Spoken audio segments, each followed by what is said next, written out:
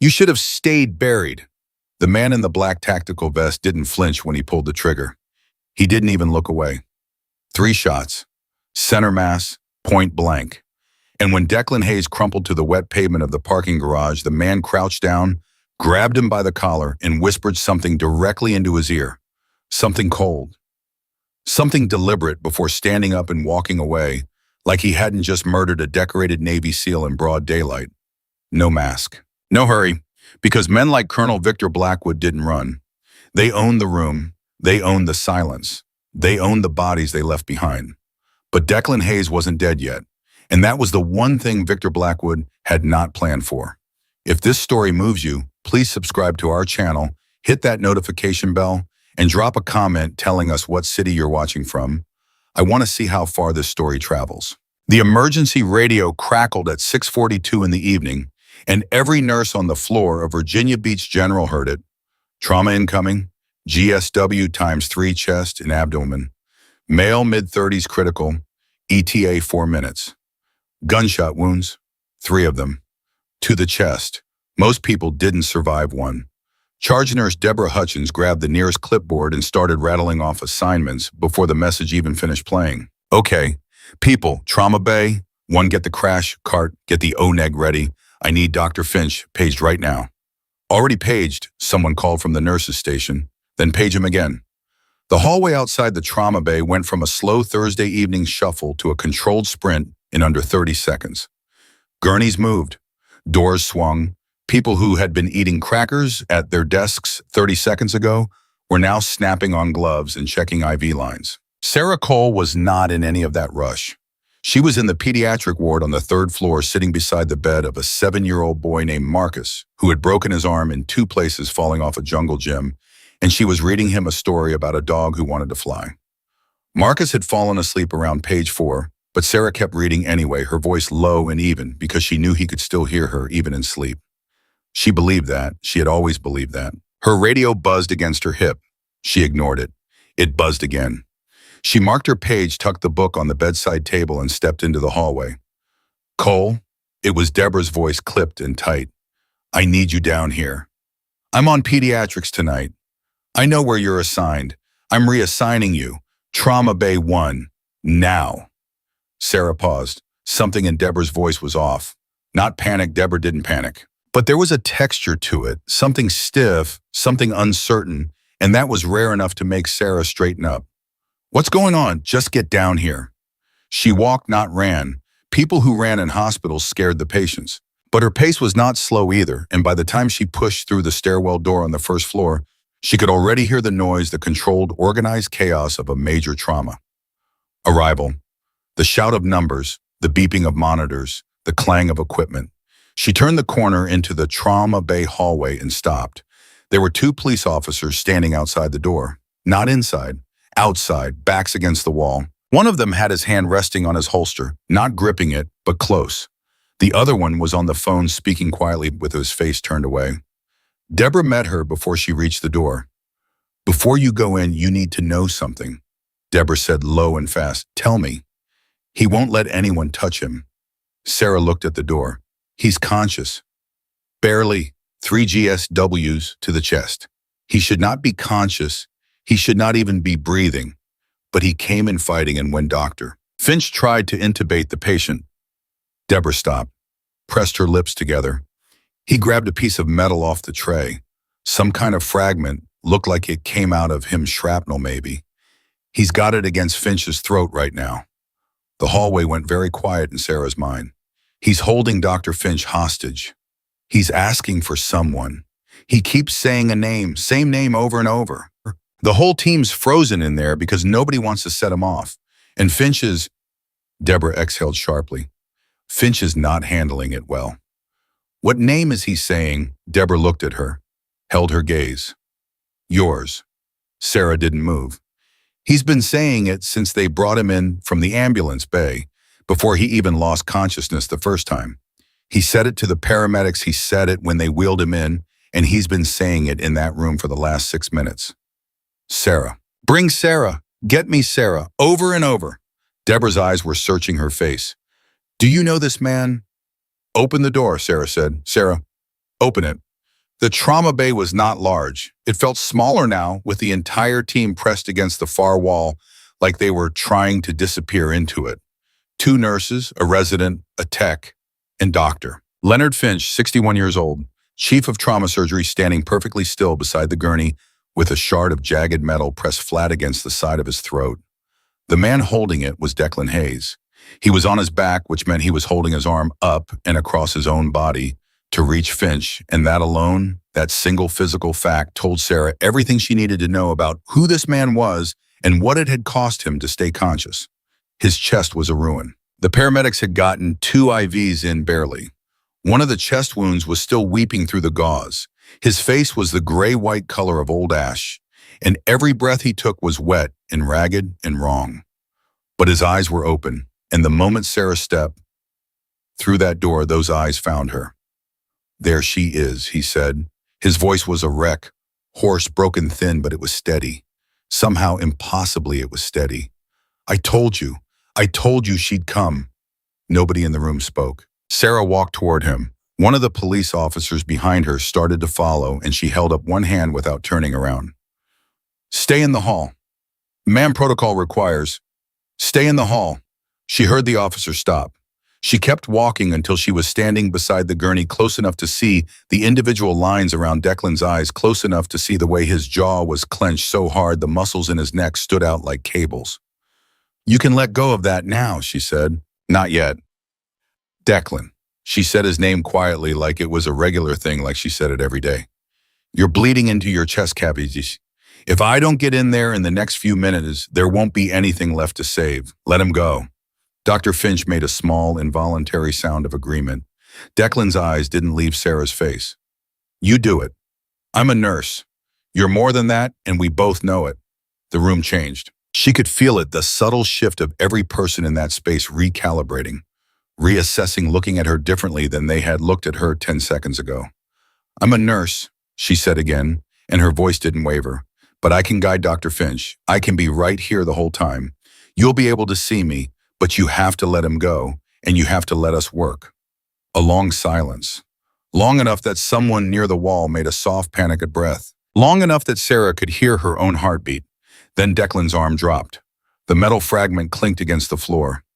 Dr. Finch stepped back fast, one hand going to his throat, his face a complicated map of relief and fury and humiliation. But Sarah was already moving, already pulling on gloves, already calling out to the frozen team in a voice that cracked through the room like a starter pistol. "Let's go. Someone get me a chest tray and get that ultrasound over here. I need a C, BCB, P coag, panel type, and cross for 6 units. He's got at least a hemothorax, possibly bilateral, and I need someone on that second IV line right now because the one you've got is not enough."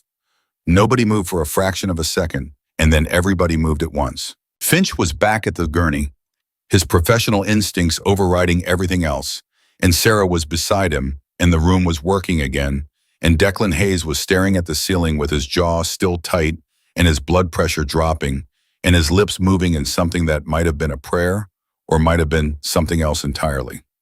Sarah leaned close to his ear while Finch called out orders to the team. "Stay with me," she said. "You hear me? Don't you go quiet on me now." "Wasn't planning on it," he said, and there was something in his voice that wasn't just pain. There was relief, raw and exhausted and real, and it landed in Sarah's chest like a stone dropping into still water. She didn't let herself feel it. Not yet. She straightened up, turned to the tech, and said, "Move." 6 minutes later, they had the hemothorax confirmed on ultrasound. Left side massive. The lung was collapsing. Finch looked at her across the gurney. She looked back at him. "Chest tube," she said. "I know what it is, Cole." "I know you know. I'm saying do it now before he codes." There was something in his eyes, not quite resentment, not quite respect, somewhere uncomfortably between the two. He picked up the scalpel. Declan's hand shot out and grabbed Sarah's wrist. She didn't pull away. She just looked down at him. "Is he good?" Declan's voice was barely sound anymore. "Can he do this?" "He's done this 1,000 times, she said. "That's not what I asked." She met his eyes and said the truest thing as she could. "You're not going to die today. Not on my watch. I need you to believe that and let go of my wrist so I can do my job." His grip didn't loosen right away. His eyes searched hers for something, some verification she couldn't manufacture, some proof she couldn't offer except through the steadiness of her own gaze. Then his hand opened. She turned back to the table. "Go," she told Finch. The chest tube went in. It wasn't clean. Nothing about the next 20 minutes was clean, but it went in and the blood drained and the lung re-expanded, and the oxygen saturation that had been sitting at an incompatible with life 61% began to crawl back upward. 67, 72, 78. "Good," Sarah said under her breath to nobody. "Good." One of the nurses, a young woman named Priya, who had been at the wall when Sarah walked in, appeared at her elbow. "He's stabilizing," she said quietly. "You want me to take over?" "Not yet." "Sarah," Priya's voice dropped lower. "Finch is going to report this, the whole thing. The police are going to want to question you about how you knew that patient." "I know." "What are you going to tell them?" Sarah watched Declan's chest rise and fall on the monitor. Slow, shallow, but there. Consistent. "The truth," she said. "Some of it." Priya looked at her for a moment, then looked away and didn't ask anything else. Out in the hallway, the two officers were still there, and they had been joined by a third man not in uniform. Plain clothes, dark jacket, the kind of shoes that cost more than they should. He was standing slightly apart from the officers, arms crossed, watching the trauma bay doors with the patient stillness of someone who was very good at waiting and very accustomed to getting what they waited for. Sarah came out 30 minutes after she'd gone in. The plainclothes man straightened up. "Ms. Cole," he said. "Nurse Cole," she corrected without slowing down. "Nurse Cole." He fell into step beside her, so with the ease of someone who had practiced the motion. "My name is Garrett, Daniel Garrett. I'm with the BAM." "I know who you're with," she said. He paused. "Just slightly, just enough." "Do you?" She stopped walking and turned to face him. She was not a large woman. She was not built for intimidation by any external measure. Average height, quiet face, the kind of person you passed in a grocery store and forgot about before you reached the next aisle. But something happened when she stopped moving and turned to face a person. Something in the air around her shifted. Garrett felt it. She could tell by the way his chin came up. "Declan Hayes is in stable condition," she said. "He needs a surgical consult and probably another 6 hours before anyone should be asking him questions. If you want to set up an interview time, you can do that through the hospital's patient liaison. This isn't a standard situation. I'm aware. He asked for you specifically. Refuse treatment from anyone else. That's not... He's alive," she said. "That's what matters." "It matters why he asked for you." She looked at him for a long, level moment. "Mr. Garrett, I've been a nurse at this hospital for 4 years. I have a perfect safety record. I have never been investigated, flagged, or disciplined. I have a cat, a studio apartment, and a subscription to a gardening magazine." She let that land. "Whatever you think you know about why Declan Hayes asked for me, I'd encourage you to be very careful about how you proceed. Because sometimes the answer really is that simple." She paused. "And sometimes it really isn't." She walked away before he could respond. The break room was empty. She went to the sink and turned on the cold water and stood there with her hands under the stream for a long time, not washing them, just letting the cold run over her skin, feeling it, anchoring herself to it. 4 years. 4 years of pediatric rounds and vaccination schedules and reading stories to kids with broken arms. 4 years of morning commutes and bad cafeteria coffee and conversations about nothing with people who knew nothing about her. And that was exactly how she'd built it, one unremarkable day at a time, stacking them carefully, laying them down like bricks over something buried. And then Declan Hayes had bled through the doors of her hospital, saying her name. She turned off the water, dried her hands, looked at herself in the small, square mirror above the sink, really looked the way she almost never let herself do anymore. The woman looking back at her was a nurse in blue scrubs with a hospital ID clipped to her chest.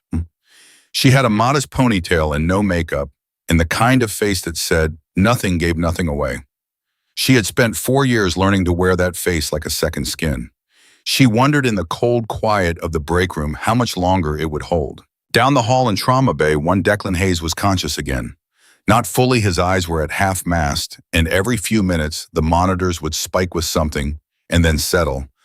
But he was there hovering somewhere between sleep and wakefulness, fingers twitching against the white of the hospital sheet. Priya was checking his vitals when he spoke. She's still here, he said. Just that. Priya looked up. Nurse Cole. Yeah, she's in the building. He was quiet for a moment. Then with extraordinary effort, like it cost him something physical to say it out loud, he said, They're coming. For both of us. Priya set down her clipboard. I'm sorry. But Declan's eyes had drifted closed again, and whatever he had said, whatever small, terrible warning he had managed to push through the fog of blood loss and shock, and 5 milligrams of something to keep his heart from going sideways was gone back down into the dark with him. Priya stood there for a moment. Then she went to find Sarah. Sarah heard the words and something shifted in her face. Just slightly, just for a second. A tightening around the eyes that Priya, who had worked beside her for 3 years, had never once seen before. What exactly did he say? Sarah asked. He said they're coming. For both of you. Priya's voice was careful. Sarah, what does that mean? Who is he? Sarah didn't answer right away. She was already thinking, not visibly. Not in any way a person watching her could have named, but behind those quiet eyes the gears were turning in a way they hadn't turned in a very long time, fast and sharp and deliberate. How long ago did he say that? She asked. 2, maybe 3 minutes. She nodded once. Okay, that's it. He just told you someone is coming for you and you say, okay. I need you to do something for me, Sarah said. I need you to pull the visitor log for the last 2 hours and look for anyone who came in and hasn't checked out. Anyone who's been here longer than they should have been. Security desk main entrance, ambulance bay. That's why would I? Please, Priya. Priya looked at her the way she'd been looking at her since Sarah walked out of that trauma bay 2 hours ago, and ordered a federal agent around in the hallway without flinching. Who are you? Priya said quietly. It wasn't an accusation. It wasn't even entirely a question. It was the sound of a person discovering that the ground they'd been standing on was not the ground they thought it was. Sarah's answer was simple and honest and terrible in its simplicity. Someone who should have known better than to stay in one place too long. She turned and walked back down the hallway, and Priya stood there alone for a moment with the clipboard in her hands, and the feeling certain, sudden, and completely without explanation that nothing in this hospital was going to be the same after tonight. Down the hallway around the corner past the nurse's station and the waiting room, and the vending machine with the broken B7 button that nobody had fixed in 6 months, Sarah Cole walked toward the trauma bay where Declan Hayes was lying with bullets, still somewhere in him and in her chest, in the place where she had very carefully and very deliberately buried everything that came before blue scrubs and gardening magazines. Something old and dangerous and necessary was waking up. She didn't fight it. She had a feeling she was going to need it. Priya found the visitor log in 4 minutes flat. She wished it had taken longer. 3 names. 3 people who had checked in through the main entrance between 6 and 7 that evening and had not checked out. One was a woman named Linda Marsh, listed as visiting a patient on the 4th floor. One was a man named Thomas Briggs, listed as visiting the hospital chaplain on the 2nd floor. And one had no listed reason at all. Just a name, Gerald Foss, and a check-in time of 6:38 p.m., exactly 4 minutes before the ambulance carrying Declan Hayes had pulled into the bay. Priya stared at that entry. Then she took the clipboard and walked fast. Sarah was in the supply corridor off the main trauma hallway, standing very still with her back against the wall and her eyes closed. Not praying, not resting, thinking. The way a person thinks when the thoughts are moving faster than everything around them. I found something, Priya said and held out the log. Sarah looked at it, her eyes stopped on the 3rd entry. She didn't speak, but something moved through her face, quick, controlled, gone, before it fully arrived the way a shadow moves across a wall when a cloud passes over the sun. Gerald Foss, Priya said. No listed patient, no department. He's been in this building for over 90 minutes and nobody's logged him out. He's not a visitor, Sarah said. Then what is he by a confirmation? She handed the clipboard back. Declan told us they were coming. This tells us at least one of them is already here. Priya's voice dropped to something that was barely sound. Sarah, I have to ask you something and I need a straight answer. Ask. Are we in danger? Right now, tonight, in this building, are the people who work here, the patients, the staff, are any of them in danger because of whatever is happening between you and the man in Trauma Bay 1? Sarah looked at her. No softening, no manufactured calm, just the plain, difficult truth delivered quietly and without apology. Yes, she said, That's exactly why you're going to do what I'm about to tell you without questioning any of it. Priya took a breath. Okay. Get every non-essential staff member out of this wing. Tell them there's a biohazard protocol. Tell them a pipe burst. Tell them a code drill. Tell them anything that moves them fastest and keeps them from coming back for at least 30 minutes. I need this corridor clear. And the patients? Anyone who can be moved to another wing, move them. Anyone who can't keep their doors closed and their nurses with them, and tell those nurses not to open the doors for anyone they don't personally recognize. Priya nodded once, sharp and certain, like a person who had decided to trust something completely and was done second-guessing the decision. She turned to go, then stopped. What about Finch? Where is he? His office. He was shaking pretty badly after the thing with the metal. I think he called his wife. Keep him there. Lock the office if you can. Tell him it's for the biohazard. He's not going to believe that. He doesn't have to believe it. He just has to stay in the room. Sarah pushed off the wall. Go! Fast! Priya went. Sarah stood alone in the supply corridor for exactly 10 seconds. She counted them. It was something she had learned a long time ago. In a different life, in a place where 10 seconds of stillness before action was the difference between surviving and not, the discipline of a full breath, a clear head, a decision made from steadiness rather than panic. She had not needed that discipline in 4 years. She needed it now. She pushed through the door back into the hallway. The man in plain clothes, Garrett, was still there. He had moved from his original position near the trauma bay doors and was now standing near the nurse's station, trying to look casual and failing at it in the particular way that federal agents always failed at it, which was by being too still in a place that was never still. He saw her and straightened up. Nurse Cole, I was hoping we could continue our conversation. Were you alone when you came in tonight? She asked. He blinked. It was a small thing, that blink, but it was one beat too slow, and Sarah had spent too many years reading people in rooms where the wrong rid got you killed. I'm sorry, but when you arrived at this hospital tonight, did you come in alone or with a team? I came with 2 officers, both of whom you saw in the hallway. That's not what I asked. She stepped closer, dropping her voice. Gerald Foss, does that name mean anything to you? Garrett's face did something careful and complicated. Where did you hear that name? He's in your visitor log, she said. Checked in 6:38. No listed patient, no listed purpose. And I'm going to tell you something right now that you can choose to believe or not, but I'd encourage you very strongly to believe it. That man is not here to see a patient. He is here because Declan Hayes is here. And if he's here, there are more outside. Garrett was quiet for a moment, the careful, professional quiet of a man recalculating. You're saying this hospital is a target. I'm saying this wing is a target, specifically that room. She nodded toward Trauma Bay 1. How many men do you actually have here tonight? He hesitated. Mr. Garrett, I am not your enemy. The men outside this building are your enemy. How many do you have? 3, he said, including myself. Sarah closed her eyes for just a second. 3, against whatever Blackwood had sent. 3 bureaucratic escorts with service weapons and protocols that required 3 forms before they could discharge their firearms against former special operations contractors who had been killing people professionally for the better part of 2 decades. All right, she said, here's what's going to happen. He held up a hand. With respect, Nurse Cole, this is a federal. Gerald Foss checked in through the main entrance, she said, cutting right through him.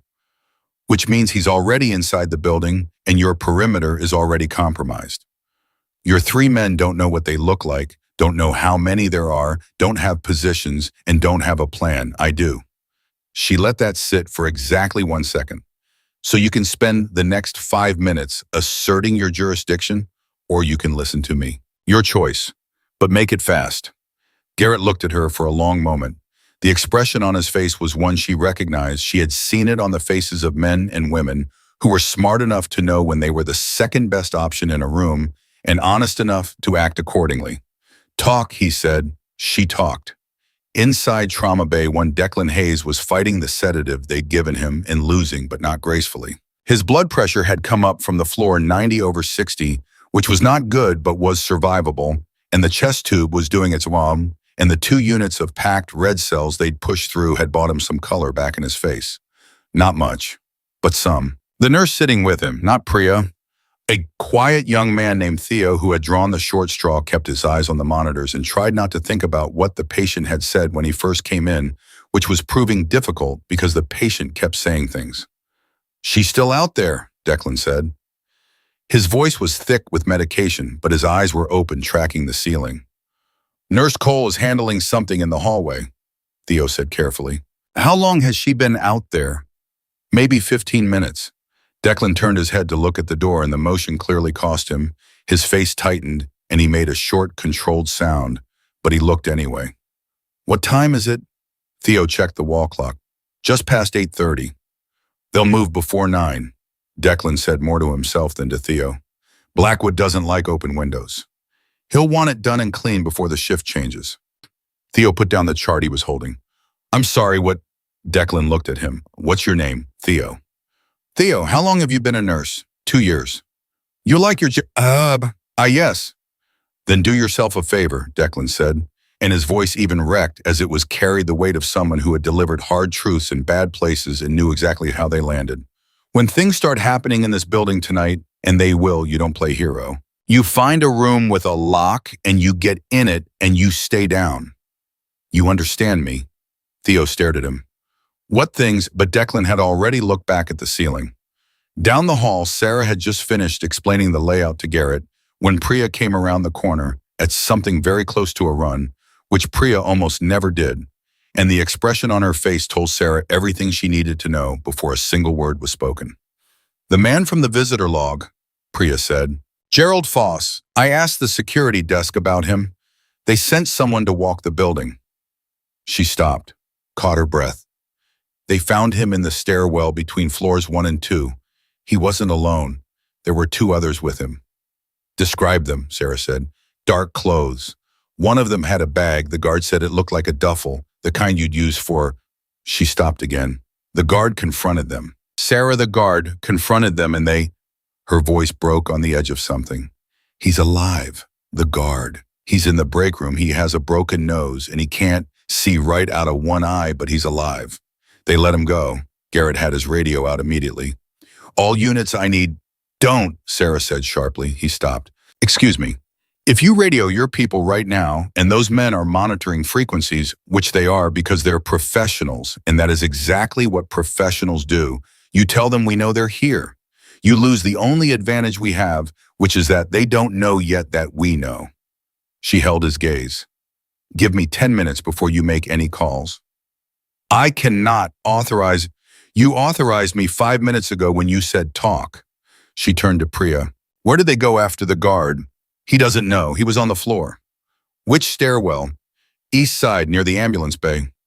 Sarah nodded. "East stairwell," which meant they were between the first floor entrance and the trauma wing, which meant they were already in position or close to it, and which meant the thing Declan had said before 9 Blackwood doesn't like open windows was almost certainly right, and they had less time than she wanted to say out loud. She looked at Priya. "Is the corridor cleared?" "Mostly. There are still 2 nurses with patients who couldn't be moved." "Names and room numbers?" Priya gave them. Sarah cataloged them without writing anything down. "Garrett," she said, "I need one of your officers on the east stairwell door from the outside on the ground floor. Not inside, outside. I don't want anyone in that stairwell. His job is to watch and report, nothing else. No engagement. Can you do that?" "Yes." "And your second officer on the ambulance bay entrance, same instruction, watch and report." "And you—" "I'm going to move Declan." Garrett's eyebrows went up. "Move him. The man has a chest tube." "I know what he has. I put it in." "You can't move a critical patient through—" "I can and I will. Because leaving him in that room is leaving him in exactly the place they expect to find him. And if 3 men with tactical training and whatever is in that duffel bag reach this wing, a locked door is not going to protect him." She was already moving as she spoke. "The chest tube comes with him. I've moved worse in worse places." She was through the door of Trauma Bay 1 before Garrett could form another objection. Declan heard her come in before he saw her. She could tell by the way his shoulders shifted, not relaxing exactly, but releasing something, some coiled readiness that had been sitting in him like a spring under pressure. They're here, he said. It was not a question. 3 confirmed inside, probably more outside. How many on our side? Garrett and 2 officers. Priya, you and me. He was quiet for a beat. That's not great math. No, she agreed. It's not. Can you sit up? His face said no. His body said possibly. He said, yes. I'm going to move you. There's a service corridor on the west side of this floor that connects to the lower level of the parking structure. If we can reach it, we can get you into a vehicle and out of this building before they reach this wing. And if we can't reach it, Sarah looked at him. There's a freight elevator at the end of the east corridor that goes to the roof. I have a code for it. Something shifted in his eyes. Why do you have a code for the roof elevator? Because 4 years ago, when I took this job, I memorized every exit in this building within the first week. Old habit. He looked at her with something that was almost a smile, broken and exhausted and honest. There she is, he said softly. There's the woman I remembered. Don't get sentimental, she said. Theo, I need the portable monitor, the spare O2 canister from that cabinet, and help me disconnect the wall unit. Theo was already moving because something had happened to Theo in the last 10 minutes that happens sometimes to quiet, careful people. When the world suddenly requires something different from them, he had simply decided to be useful, and the decision had settled over him like a coat. Declan pushed himself upright on the gurney without being asked. The effort stripped the remaining color from his face, and his breathing went ragged for a moment. But he held it, jaw clenched, eyes forwards, the pure disciplined stubbornness of a man who had been trained to function through pain that would have put most people flat. You're going to tell me the truth about something, he said while Sarah worked the monitor leads. Probably. Did you know they'd come here? Is that why you asked for no? He stopped himself, reconsidered. Is that why you stayed at this hospital in this city? All this time? Were you waiting?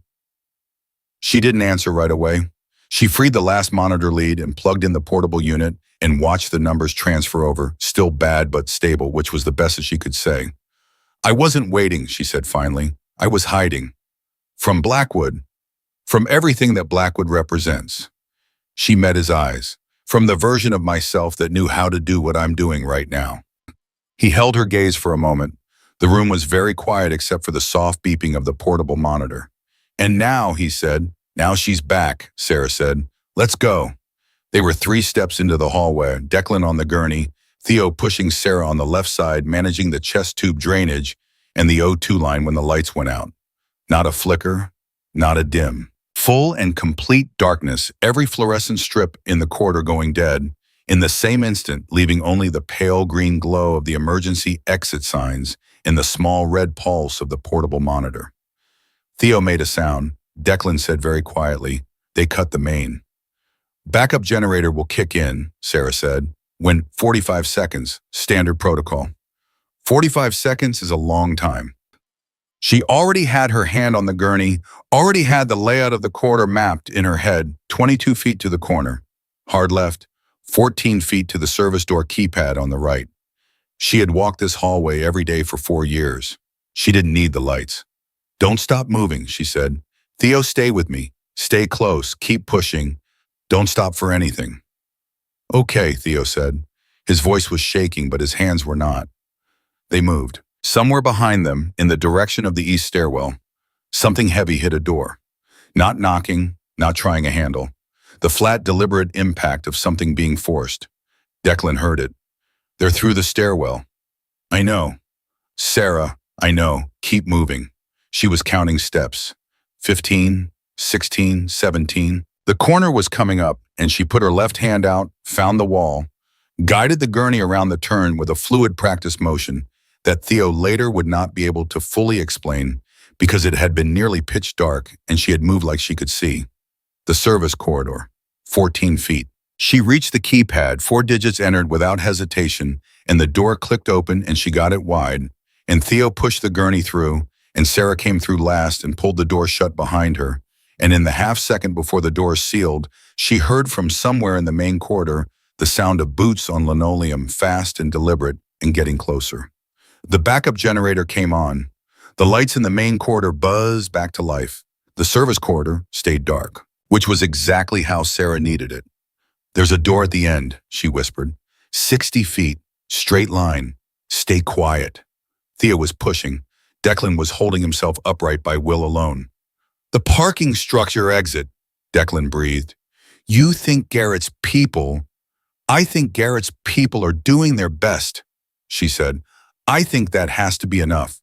They were 40 feet from the door when Declan's monitor alarmed. Not loud, she had it on the lowest volume setting, but in the silence of that dark corridor, the small electronic shriek was enormous, and Sarah's hand hit the mute button in under a second, but the second had already happened. She looked at the number. His blood pressure was crashing, 81/50 and dropping. She looked at him. He was looking at her. He already knew. How far, he said. 20 feet. Then we make 20 feet, he said. And he stopped holding the side rail with both hands, and he put one hand flat on his own chest over the wound site, and he applied pressure, and his face went white as paper, and he said through his teeth, "Move." They moved.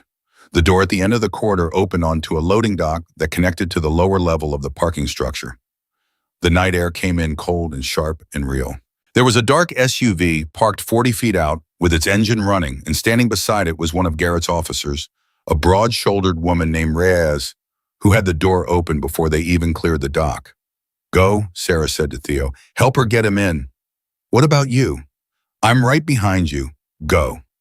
She watched them move. She watched Declan Hayes get lifted, the indignity of it, the vulnerability, the way he let it happen without fighting it because he had made the decision to trust her, and that decision was all in.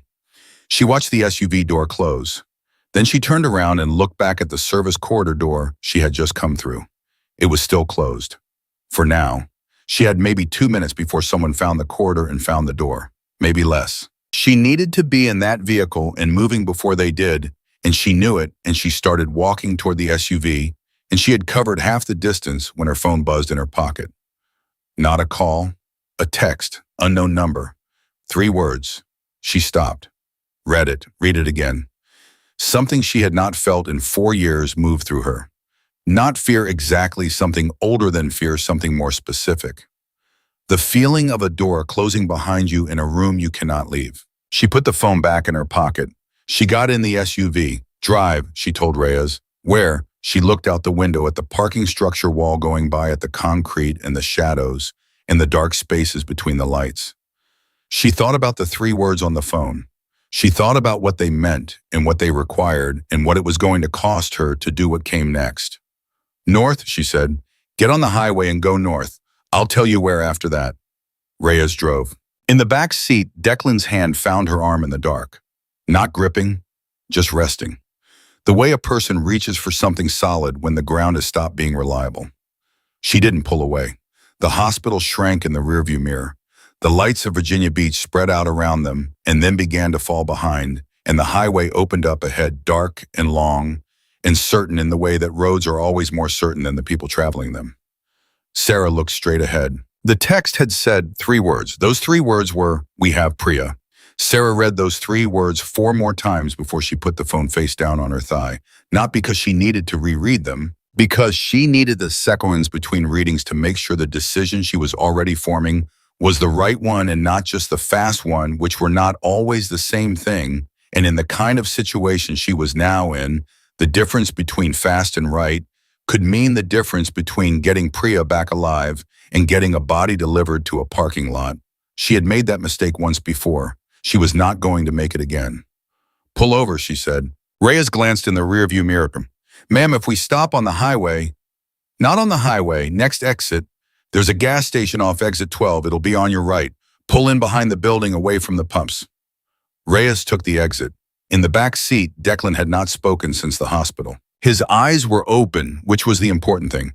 Open and tracking, moving from Sarah's face to the window, to the monitor that Theo was holding in his lap with both hands, like it was something fragile. His blood pressure had come back up slightly in the last 10 minutes, whether from the position change or from whatever reserves of stubbornness his body was still drawing on.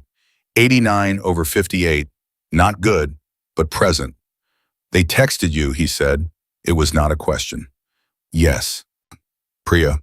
Yes, he exhaled slowly through his nose. I'm sorry, he said. That's on me. They needed leverage, and she was the closest person to you they could reach. Don't do that, Sarah said. Don't apologize for what Blackwood does.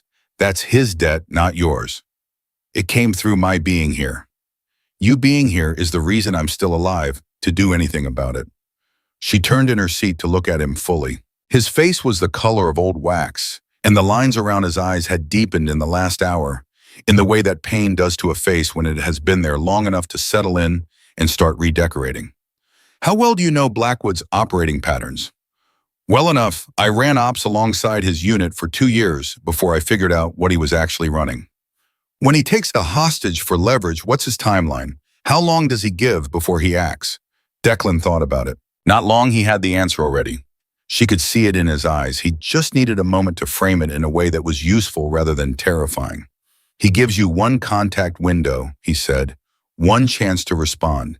If you don't move on his terms inside that window, the hostage stops being an asset and becomes a message. How long is the window? Historically, 2 hours from the first contact. Sarah looked at the clock on the dash. 9:14. The text had come in at 9:02. 12 minutes gone. Reyes had pulled behind the gas station building, engine idling, and she was turned around in the front seat, now looking at both of them with the expression of someone who had signed up for a protection detail and was rapidly recalibrating what that phrase actually meant. I need to make a call, Sarah said. To who? Garrett's voice came through Reyes's radio before Sarah could answer, and the sound of it tense clipped, and carrying underneath it the specific frequency of a man who had just had a very bad 15 minutes made the interior of the SUV feel smaller. Reyes handed the radio to Sarah. Garrett, Cole, are you clear of the building? We're off the highway. Declan is stable. Where are you? Still at the hospital. Oh. Cole, they came through the east stairwell exactly like you said. We contained 2 of them. One is in custody. One ran. The third man, Gerald Foss, we can't find him. And Nurse Priya Annan is missing from the building. Her badge was found in the east stairwell. They have her, Sarah said. I received a text 9:02, unknown number. 3 words we have, Priya. A silence, then they have a hostage. Yes, which means we have a window and we need to use it.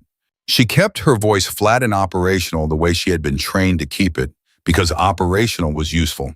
And the alternative, the thing underneath operational, the cold, bright wire of rage and guilt, was not right now. Not until Priya was back. I need a location on the text. Can your people run the number?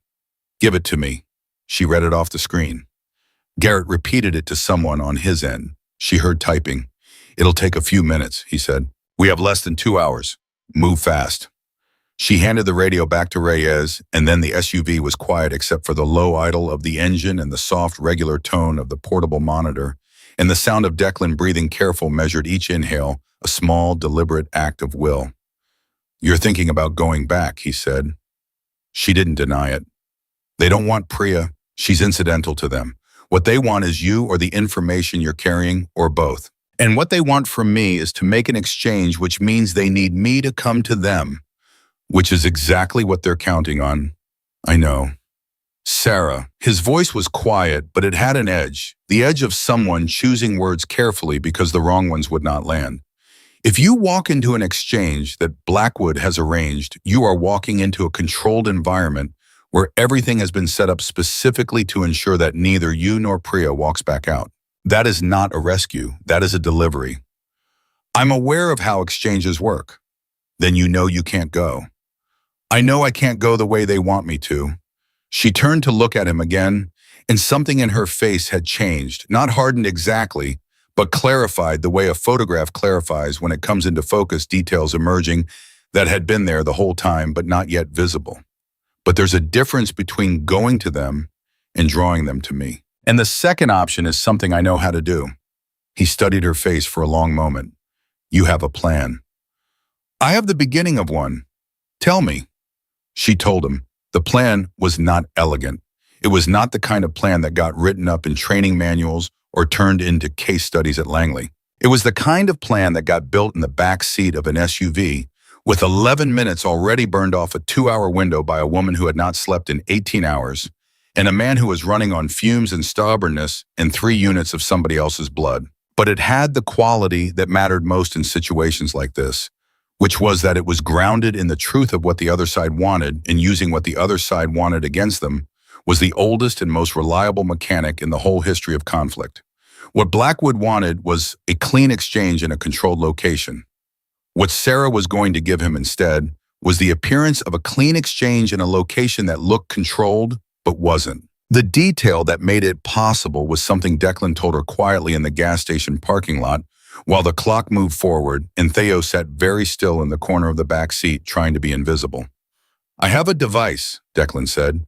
"It was on me when they brought me in. They didn't take it because they didn't know what it was. It looks like a standard dog tag.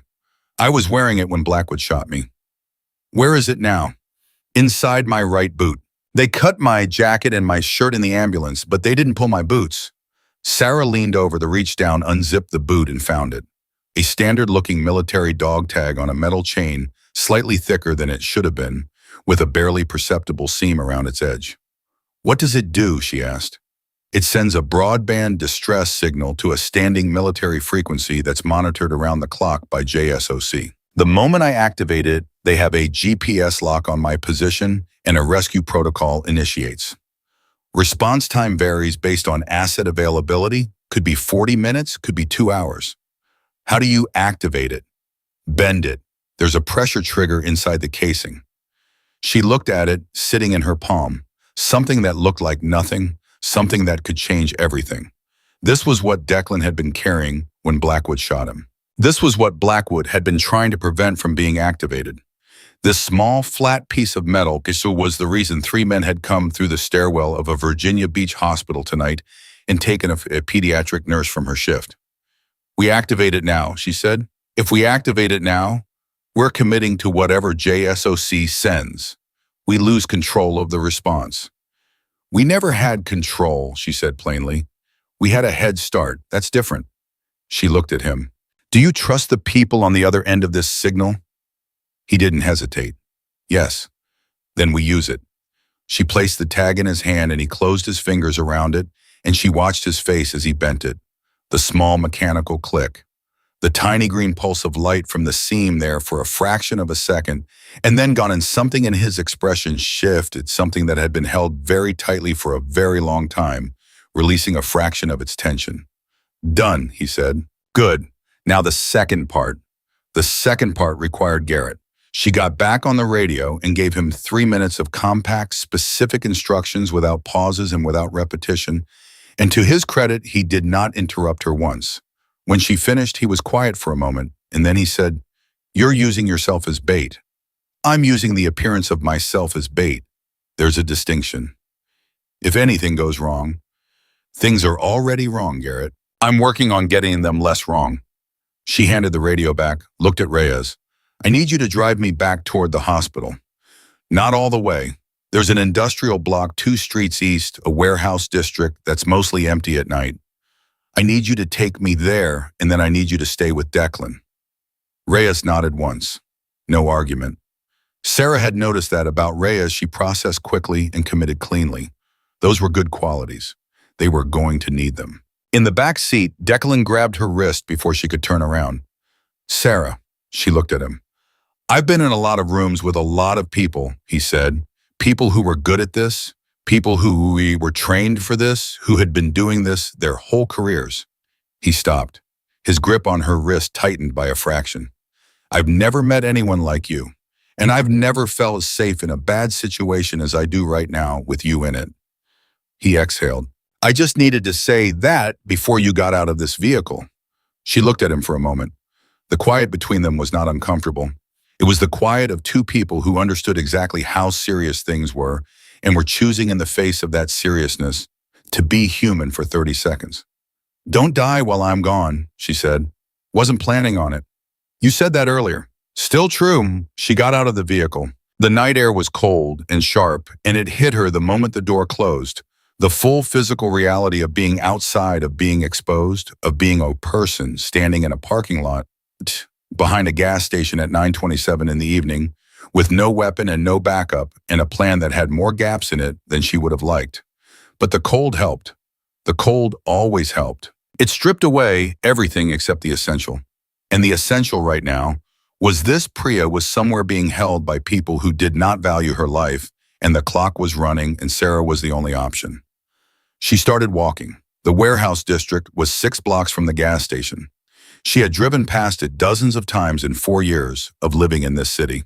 It was the kind of place that existed in the negative spaces of every mid-sized American city, a block of industrial buildings from a different era, most of them vacant, serving no particular purpose in the modern geography of the place, except to exist and be forgotten.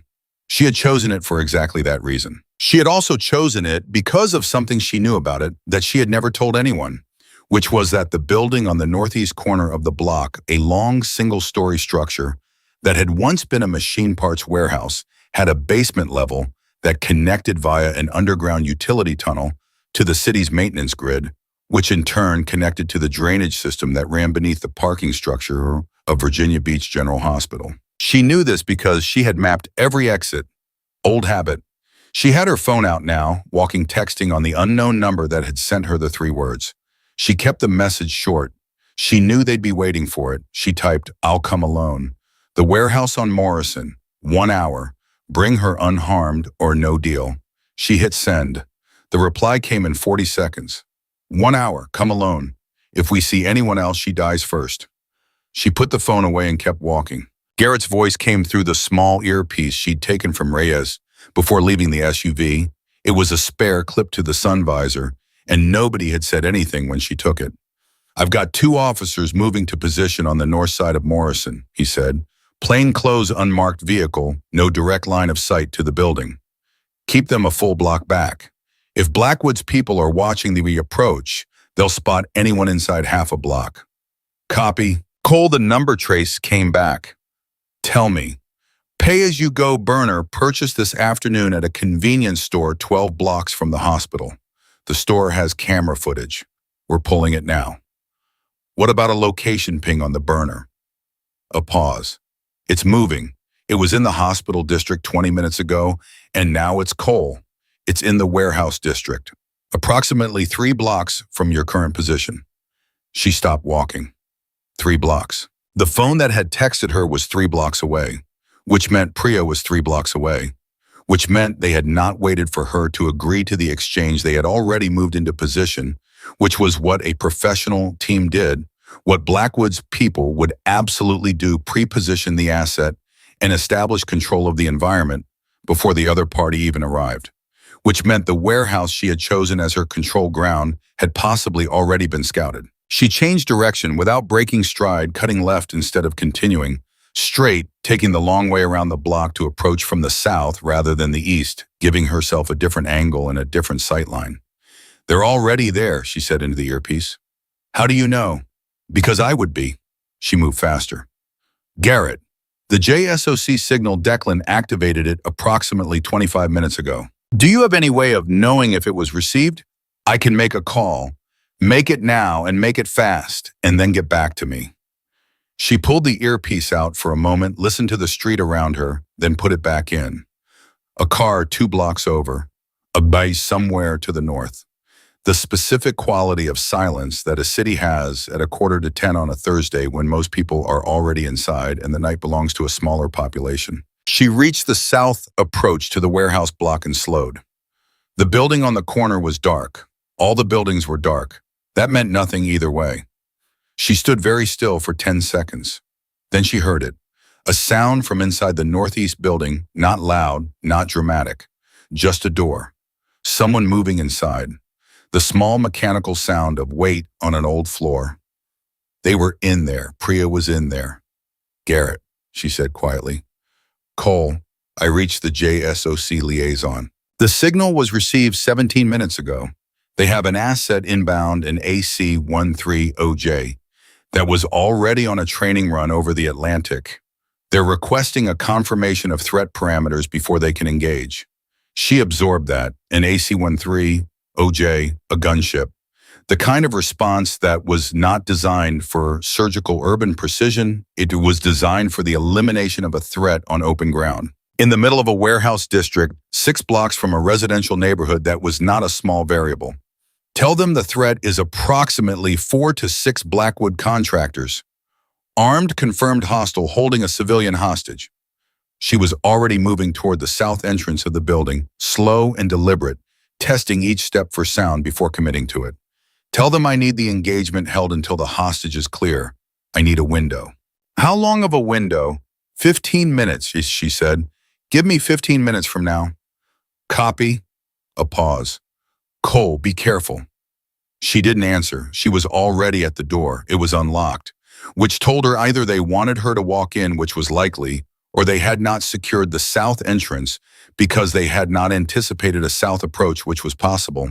She pushed it open slowly. An inch, two, dark inside. The smell of old concrete and machine oil and time. She went in. The room she entered was large.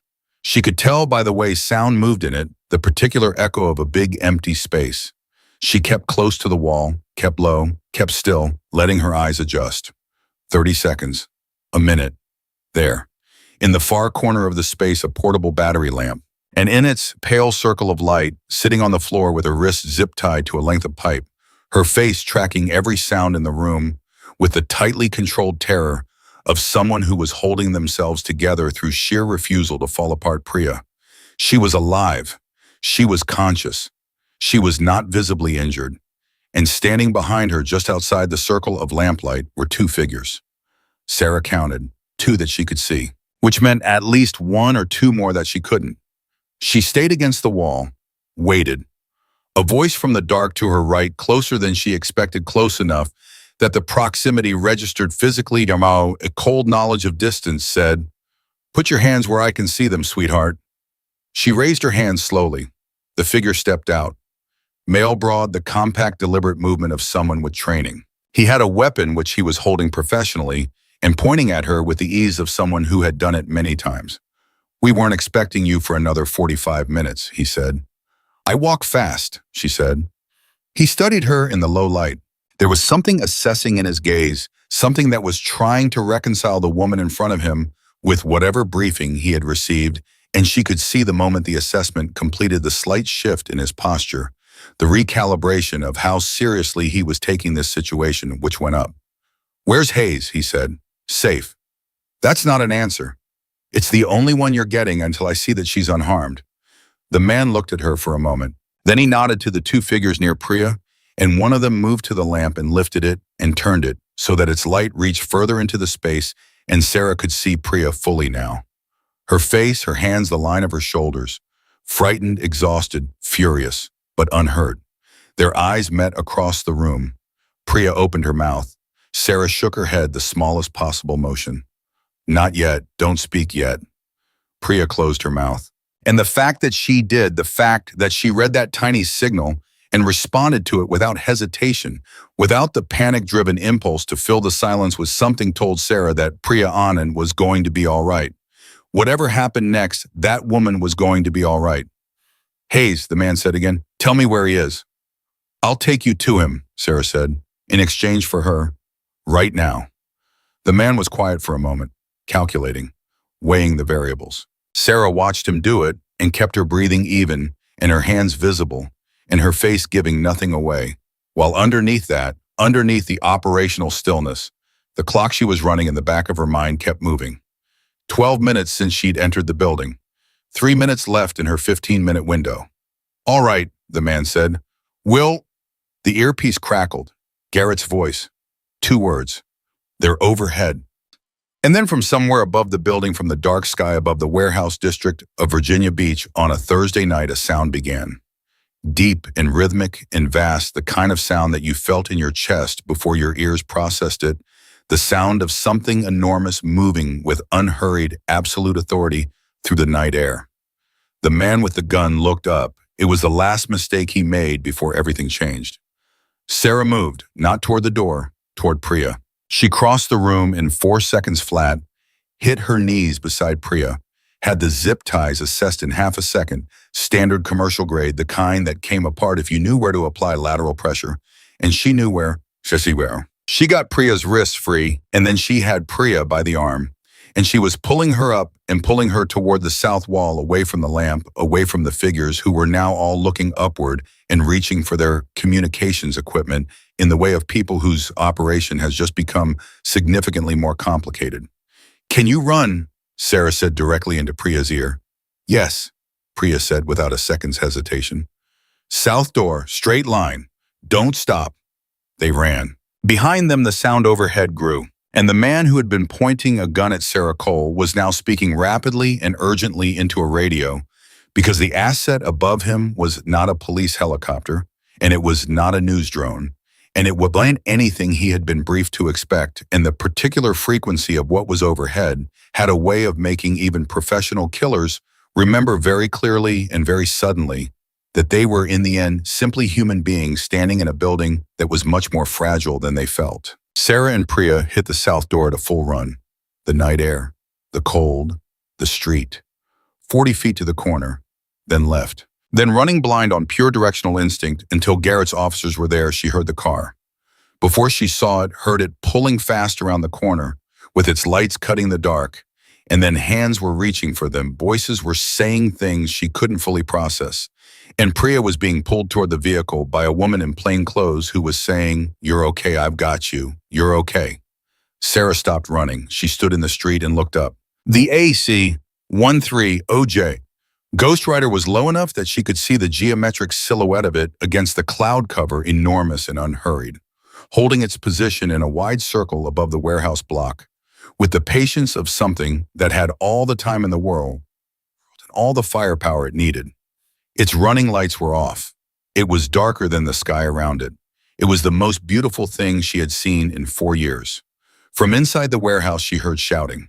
Then she heard the sound of people leaving a building fast through whatever exits they could find. And then from Garrett's earpiece, which she was still wearing, she heard the voice of a JSOC controller 40,000 feet above the Atlantic coast giving a calm and precise series of instructions to assets on the ground, instructions that told her, without the slightest ambiguity, that Victor Blackwood's team was about to discover that the difference between a covert operator and a Navy SEAL was not just training or willpower, or the decisions made under pressure, but the people who answered when you called for help and how fast they came and what they brought with them.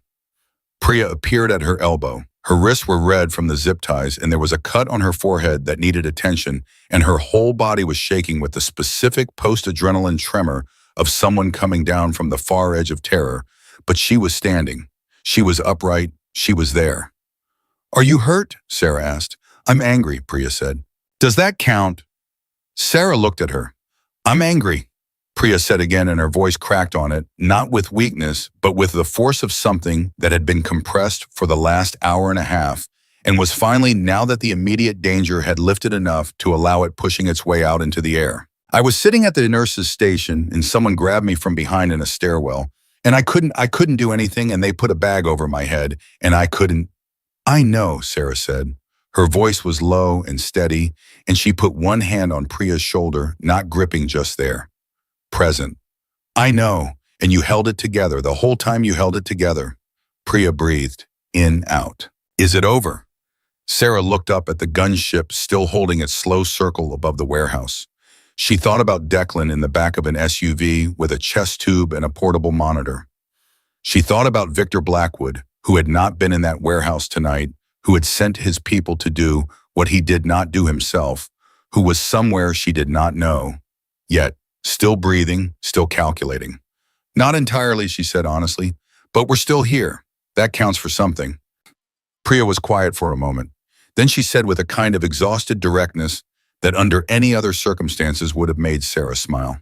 "When this is actually over, and I mean completely over, no more gunships, no more mercenaries, no more hospital evacuations, you are going to sit down with me and tell me everything. Every single thing, who you are and where you came from and what Kandahar has to do with any of this. Every word."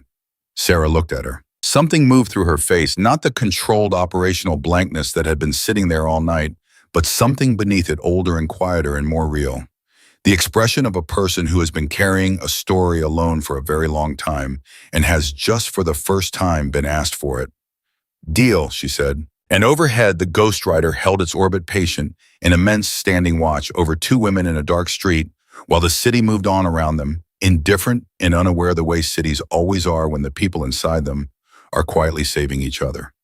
The SUV was exactly where Reyes had parked it, and Declan was exactly where Sarah had left him, which was alive, which was the only thing that mattered. She pulled open the back door, and the interior light hit his face, and she saw immediately that the 40 minutes she had been gone had not been kind to him.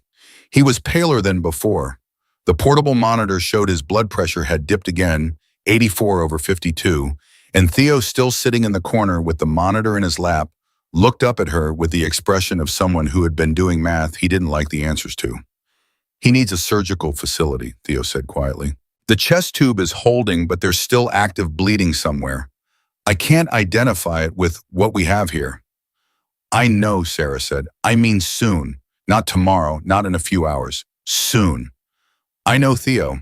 She was already in the back seat, already checking the tube, already running her hands over Declan's chest with the focused, economical touch of someone who had done field assessments in conditions considerably worse than the back seat of an SUV. She found what Theo had missed, a tightness in the lower right chest, a resistance that told her the second wound, the one they had partially addressed at the hospital, was doing something it shouldn't.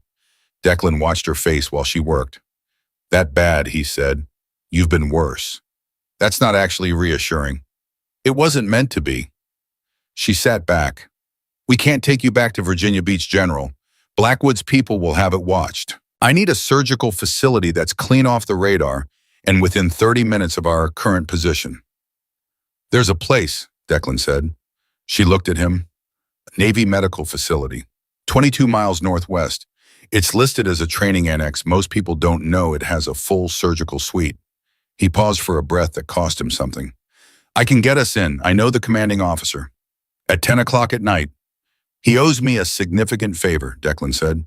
"And more importantly, he's one of 4 people in this city who knows what I was actually doing when Blackwood shot me. He'll take the call." Priya had gotten into the front passenger seat, Garrett's officer having handed her off with a brief exchange of information and a look of significant relief. She twisted around now to look at Declan, and the expression on her face was complicated. Part residual fear, part the particular fury of someone who had been used as a pawn and not yet fully processed the indignity of it, and part something miles, something that was working very hard to be professional and clinical and almost getting there. "His oxygen sat has been dropping," she told Sarah. "I've been watching it. He's at 91%, was 94 when you left." "I see it." Sarah looked at Reyes. "Can you get us to a Navy facility northwest of the city without using the main highway?" "I can get us there," Reyes said flatly. She had long since stopped asking questions about why and had settled into a mode of pure, competent execution that Sarah appreciated more than she could have said out loud. "Then go. Declan, make your call." He already had his phone in his hand. She noticed he had to use his left hand because his right arm was not cooperating fully, and she noticed the effort it took him to hold the phone steady, and she noticed that he noticed her noticing, and that he said nothing about any of it and simply dialed.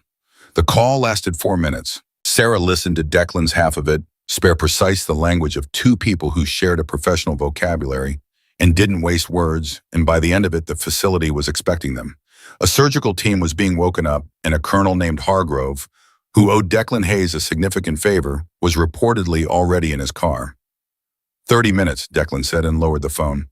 "Good," Sarah said. He looked at her. "Priya is okay. She's in the front seat." "I know. I mean, is she okay?" Sarah glanced forward at Priya, who was sitting with her arms folded and her jaw set and her eyes tracking the road ahead with the rigid focus of someone using forward momentum as an anchor. "She's furious," Sarah said. "Good," Declan said. "Furious means functional." He closed his eyes. Not sleeping, she could tell by the tension still present in his shoulders but conserving. Rationing what he had left in the specific, disciplined way that people who had been trained to survive learned to manage their resources when resources were running out. Sarah sat with him in the back seat while the city moved past the windows, and Reyes drove with quiet competence through the back streets, and Priya held her furious forward-facing vigil in the front. Nobody spoke for a while.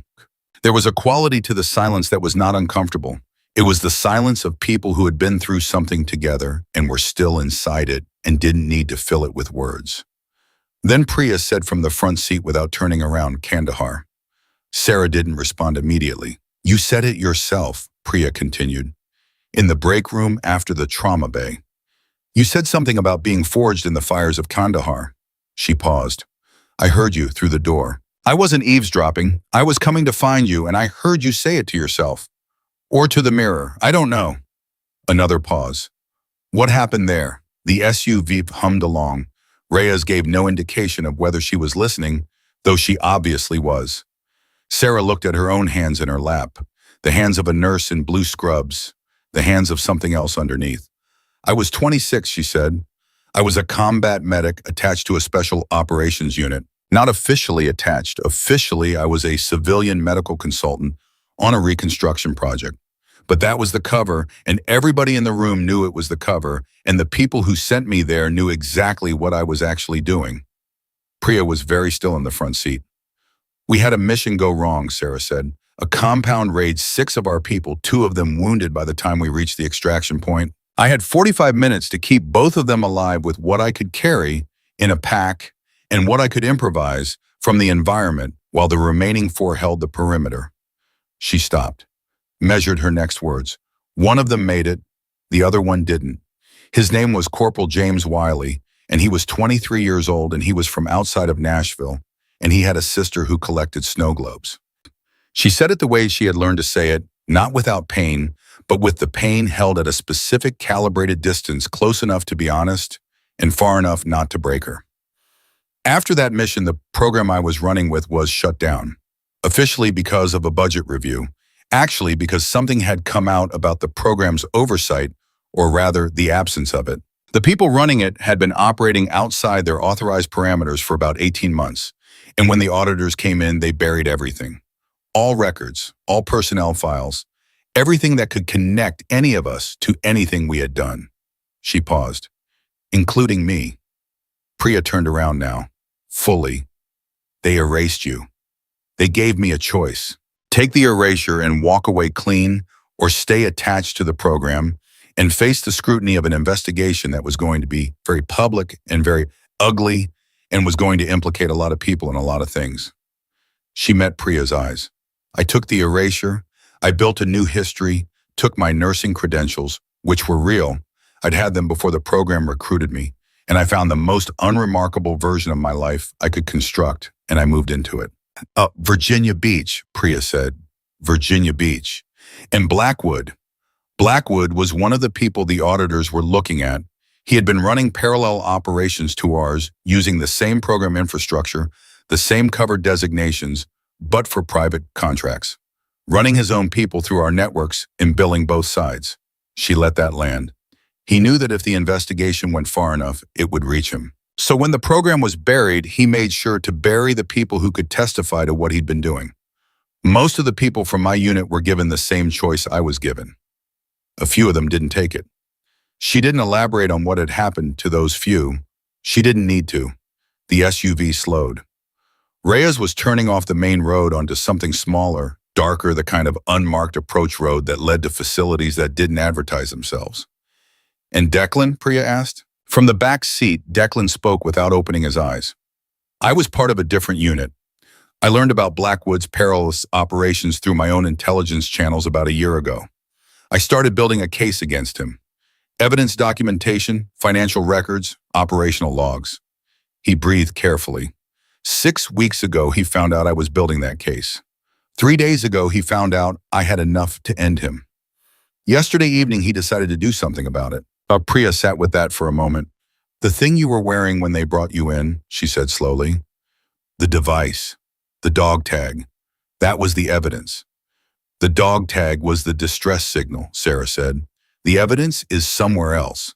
Declan made a small sound that might have been agreement or might have been pain. The two had become difficult to distinguish in the last hour. The facility came into view and Reyes pulled up to the gate and spoke to the guard, and within 90 seconds they were through and moving toward a low building with lights on inside that were very bright and very purposeful, and the particular quality of brightness that operating facilities had the light of rooms where precision mattered.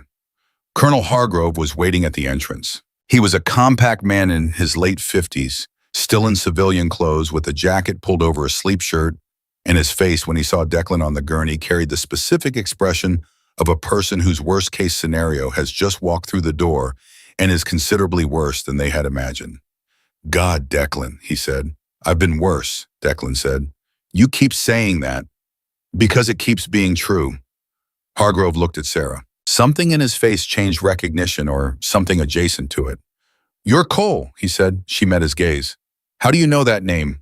Because Declan told me 3 weeks ago that if anything went sideways, I should trust a woman named Cole above almost anyone else in any room she happened to be in.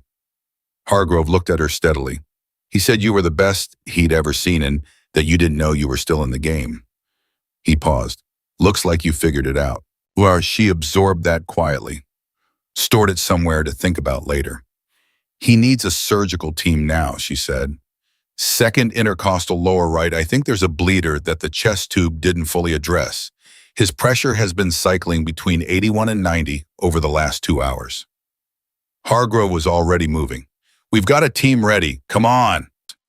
They moved Declan inside and the surgical team took him, and Sarah stood in the hallway and watched the doors close and then stood there a moment longer in the particular stillness that follows the handing off of a responsibility, the shift from doing to waiting, which was always harder.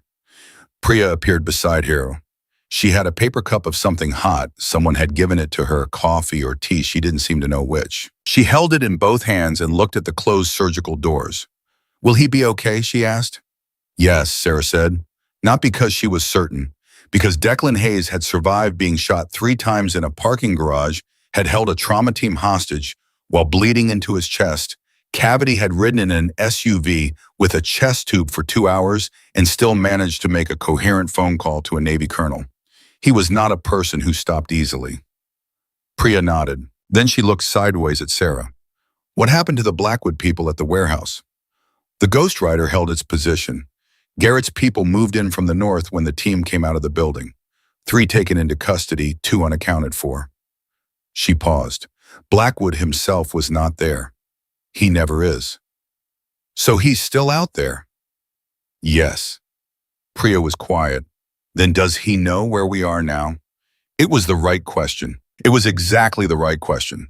And the fact that Priya asked it direct, clear, unhedged, told Sarah again what she had known since in the warehouse, which was that Priya Anand was considerably tougher than anyone at Virginia Beach General had given her appropriate credit for. He doesn't know about this facility, Sarah said.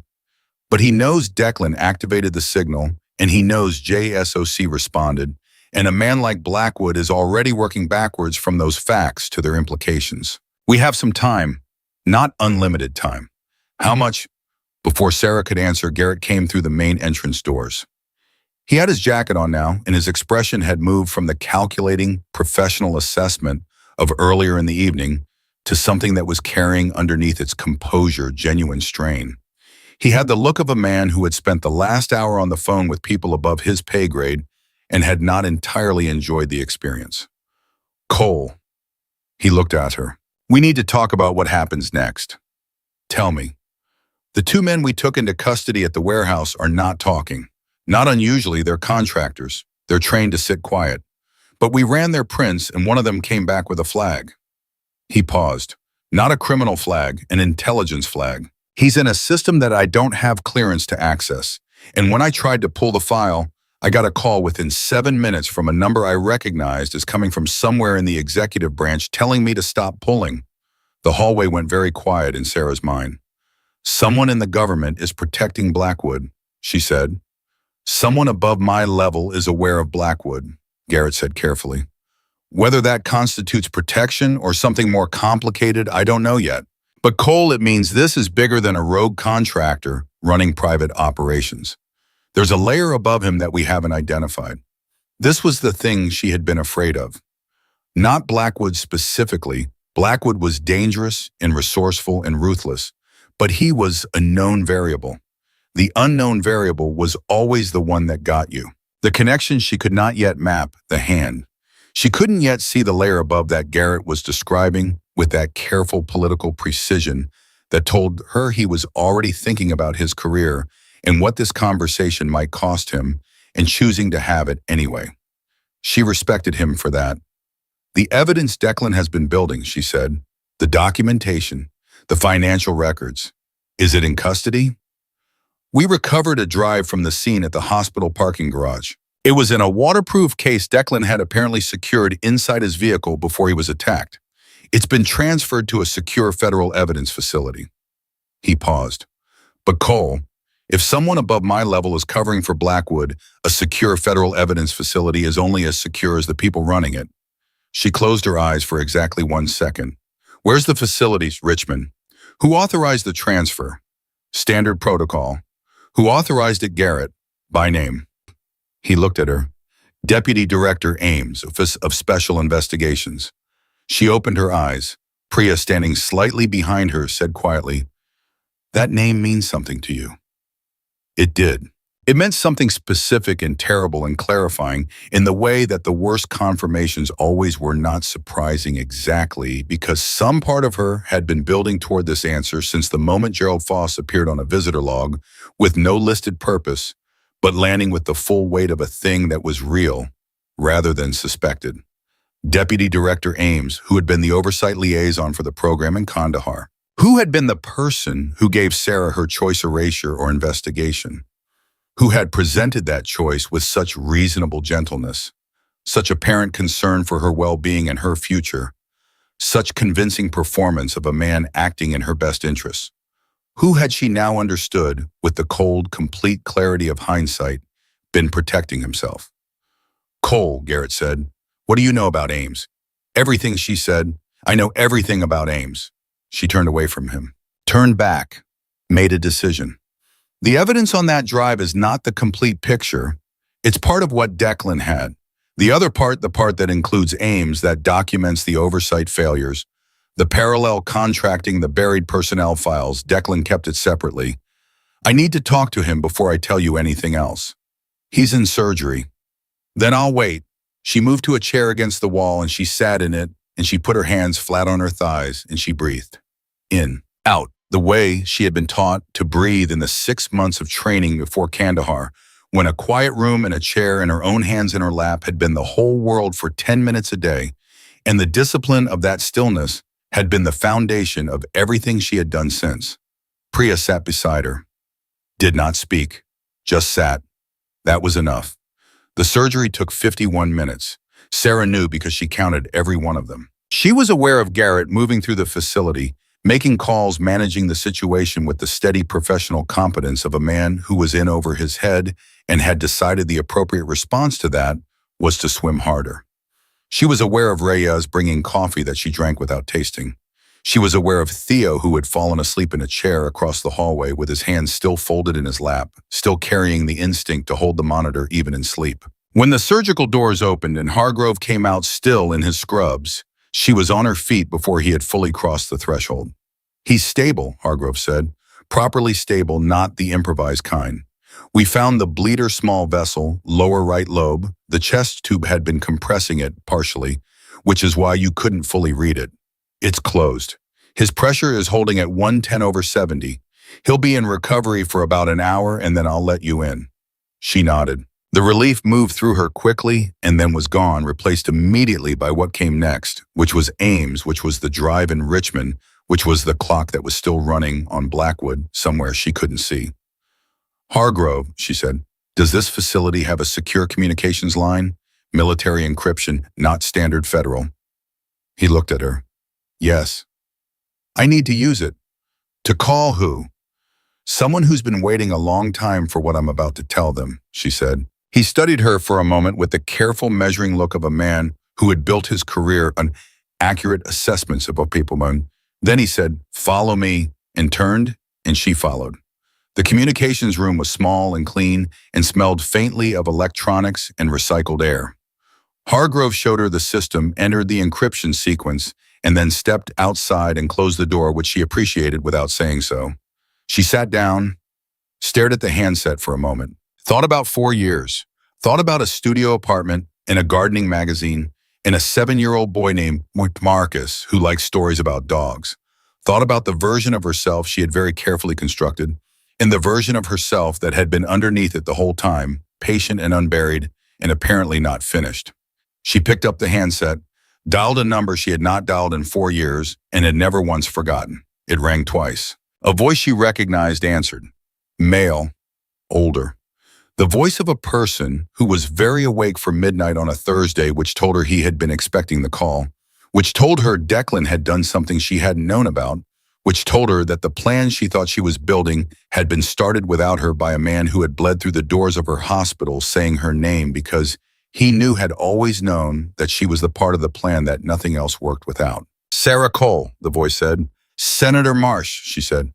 A brief silence, the kind of silence that meant everything was about to move very fast. Are you safe? For now. Hayes, out of surgery, stable. Good. The senator's voice was controlled, but she could hear underneath it the specific quality of a man who had been holding something for a long time and was now finally in a position to set it down. We've been building toward this for 8 months. The committee has been waiting for the documentation, and now I understand we have it, or part of it. Part of it, she confirmed. The second part is with me, or will be when Declan is conscious. Ames will move on the Richmond evidence within 24 hours, maybe less. I know. Then we need to move first. Tomorrow morning, 9 a.m., I can have a closed-door session with 3 committee members and a federal prosecutor who is not connected to Ames or anyone in his office. If you and Hayes can be present in whatever capacity is medically feasible, he'll be there, Sarah said, not because she had asked him, because she knew him or had come to know him in the compressed, urgent intimacy of the last several hours, and she knew that Declan Hayes would walk into that session on a gurney if he had to, trailing monitors and chest tubes and the stubborn specific determination of a man who had gotten shot 3 times to make sure this happened. And you, the senator said, will you testify? The question sat in the small encrypted room with her. She had not been asked that question before. Not officially, not on record. She had been asked to disappear. She had been asked to be quiet. She had been asked to take the erasure and the new name and the studio apartment and the gardening magazine and be grateful for the clean exit. Nobody had ever asked her to come back and say what she knew. Yes, she said, I'll testify. The senator exhaled, just slightly, just enough that she heard it. Sarah, what you're doing. I know what I'm doing, she said. I've known since Declan came through those doors, maybe longer. She paused. I need one thing from you tonight. Name it. Deputy Director Ames, keep him occupied. Whatever cover story, whatever bureaucratic friction you can generate to keep him away from Richmond until morning. I need 12 hours. I can give you 8. 8 works, she said. Thank you, Senator. She hung up. She sat in the small room for a moment longer, let the silence of it settle around her. Let herself be for 30 seconds. Not a nurse and not an operative, and not a variable in someone else's tactical equation, but simply a person in a chair in a quiet room who had just made a decision that was going to change everything. Then she stood up, opened the door, and went to find Priya. Priya was in the hallway where she'd left her standing now, arms still crossed, yet a will still set, the paper cup long empty, and held at her side like she'd forgotten it was there. She looked up when Sarah came back. Well, she said. Tomorrow morning, Sarah said. Senate committee, closed session. Declan and I testify about Blackwood Ames, the whole program. Everything on record. Priya stared at her. You're going to blow up your own cover. It was already blown, Sarah said simply. The moment Declan said my name in that trauma bay, it was already blown. The only question left is what I do with what I am. She met Priya's eyes. I spent 4 years trying to be a person who had nothing to protect except a routine. Turns out I'm not very good at it. Priya looked at her for a long moment. The expression on her face was doing several things at once, processing, assessing, feeling, all of it moving across her features with the transparency of a person who had decided that pretending to feel less than she felt was not a project she was willing to undertake tonight. You're a good nurse, she said. I need you to know that. Whatever else you are, whatever you were before, you are genuinely a good nurse. The kids on the pediatric ward love you. Marcus asks about you every time he comes in for a follow-up. That's real. Sarah's throat did something unexpected. She managed it. I know, she said quietly. Okay, Priya said. So what do we do for the next 8 hours? We wait for Declan to wake up, and then we finish this. From down the hall, Hargrove's voice reached them. Cole, he's asking for you. She looked at Priya. Priya tilted her head toward the recovery room in the way of a person saying go, and Sarah went walking the corridor with the particular pace of someone who was no longer pretending to be less than they were. And when she pushed through the recovery room door and saw Declan Hayes awake and pale against the hospital pillow with his eyes tracking her across the room, with that look, the look of someone who has been waiting to see a specific face and is not going to pretend it doesn't matter. She pulled a chair up beside the bed and sat in it and said nothing for a moment. He said it first. You called Marsh. You set that up, she said. The whole thing. You didn't just come to me because you needed a medic. You came to me because you needed me to finish what you started. He held her gaze. I came to you, he said carefully, because you were the only person I trusted completely. Those two things happened to overlap. She looked at him for a long moment. 8 hours, she said. We have 8 hours before we need to move. You should sleep. You should sleep. I don't sleep well, she said. Neither do I, he said. So sit here. Tell me about the 4 years, the real ones. He shifted slightly, adjusting around the discomfort with the patient pragmatism of someone learning to live inside new limits. Tell me about the kids on your ward. Tell me about whatever you actually became when you weren't being anything else. She looked at him. Outside the recovery room window, the night was still fully dark. The deep, particular dark of very early morning. The hours that belonged to nobody and nothing except the people who had reasons to be awake in them. Somewhere above the facility, the sky was beginning imperceptibly to grade from black toward the deep blue that came before dawn. 8 hours, then Blackwood, then Ames, then everything she had buried coming up into the light where it had always needed to go. She settled back into the chair. There's a boy named Marcus, she said. He's 7. He broke his arm in 2 places and he likes stories about dogs. And Declan Hayes, who had been shot 3 times and held a trauma team hostage and bled across half of Virginia Beach and back again on the strength of a name and a trust he had never stopped carrying, closed his eyes and listened. She did not sleep.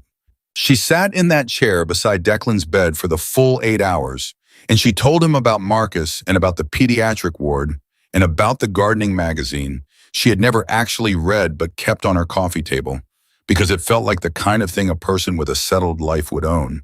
And somewhere around 2 in the morning, he fell into a real sleep, not the gray half-conscious drifting of blood loss and shock, but actual sleep deep and steady, his breathing slow and even, and his face finally for the first time since she had seen him wheeled through the trauma bay doors without pain in it. She watched that face for a long time. She thought about what Hargrove had told her at the door, the thing Declan had said 3 weeks ago, about trusting her above almost anyone in any room she happened to be in. She thought about what it meant that he had carried that confidence in her through everything, through the planning, through getting shot through the hospital, through all of it without ever once asking her if it was still warranted. He had just known. And the weight of being known that completely by another person was something she had not let herself feel in 4 years. And she felt it now sitting in the quiet of the recovery room at 2 in the morning, with the monitors beeping softly and the night outside moving toward dawn. At 6:15, Declan woke up on his own. He did not ease into it gradually, the way most post-surgical patients did. His eyes simply opened, clear and tracking, like a switch thrown. He looked at the ceiling. Then he turned his head and looked at her. You didn't sleep, he said. You already knew I wouldn't. I was hoping I was wrong. You're almost never wrong about me, she said. That's starting to be a problem.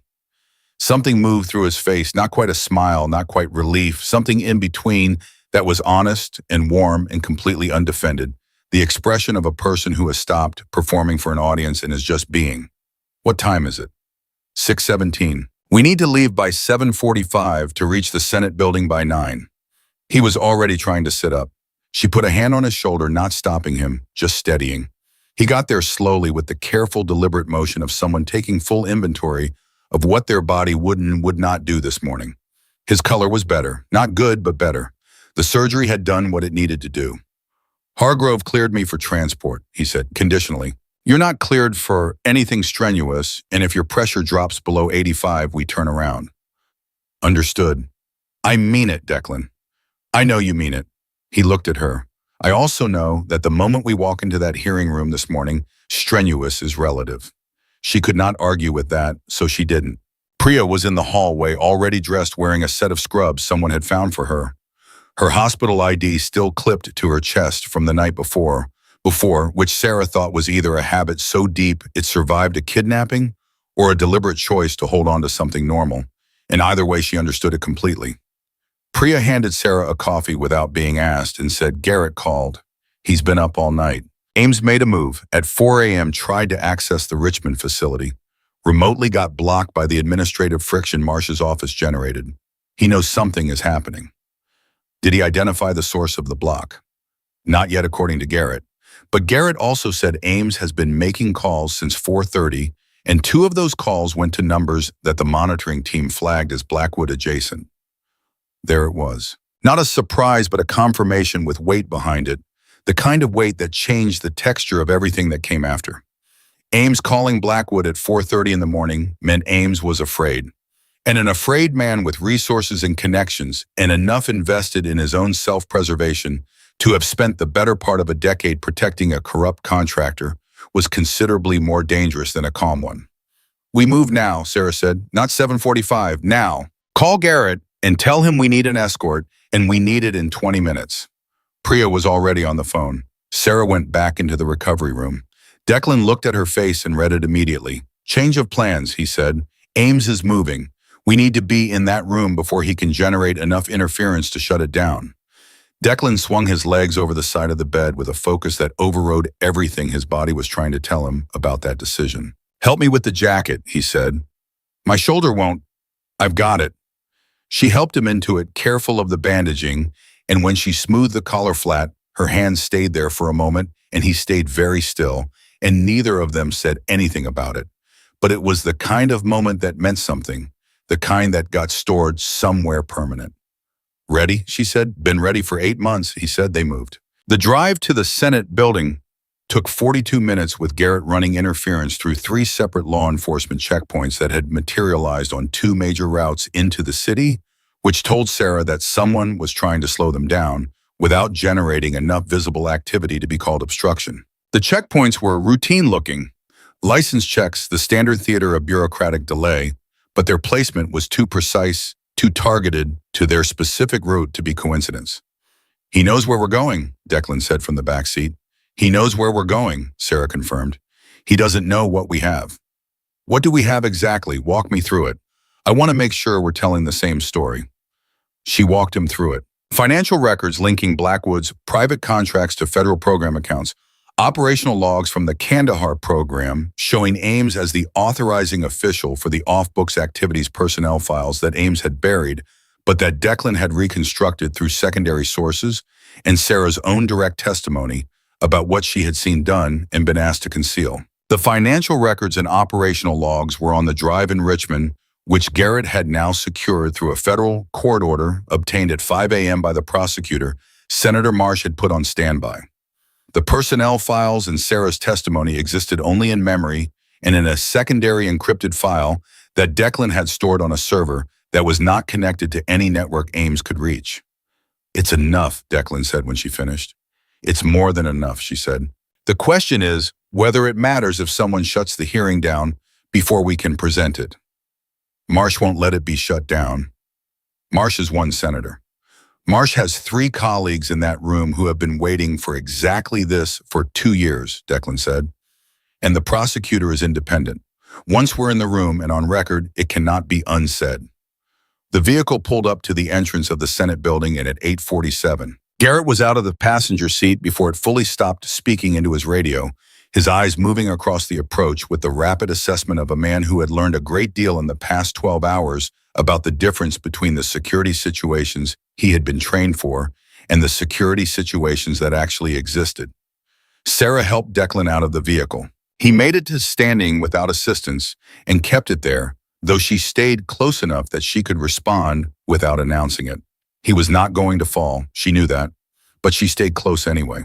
Senator Marsh met them inside the entrance, and he was not what Sarah had expected, or rather, he was exactly what she had expected, and somehow still managed to be surprising the way that people who do serious things quietly often are. He was tall, mid-60s, the kind of face that had looked trustworthy for so long, it had stopped being a performance and become simply a fact.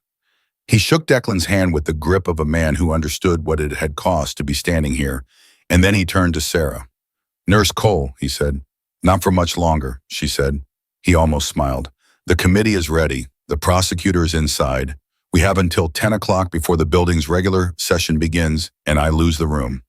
He looked at both of them. "Is there anything you need before we go in?" "One question," Sarah said.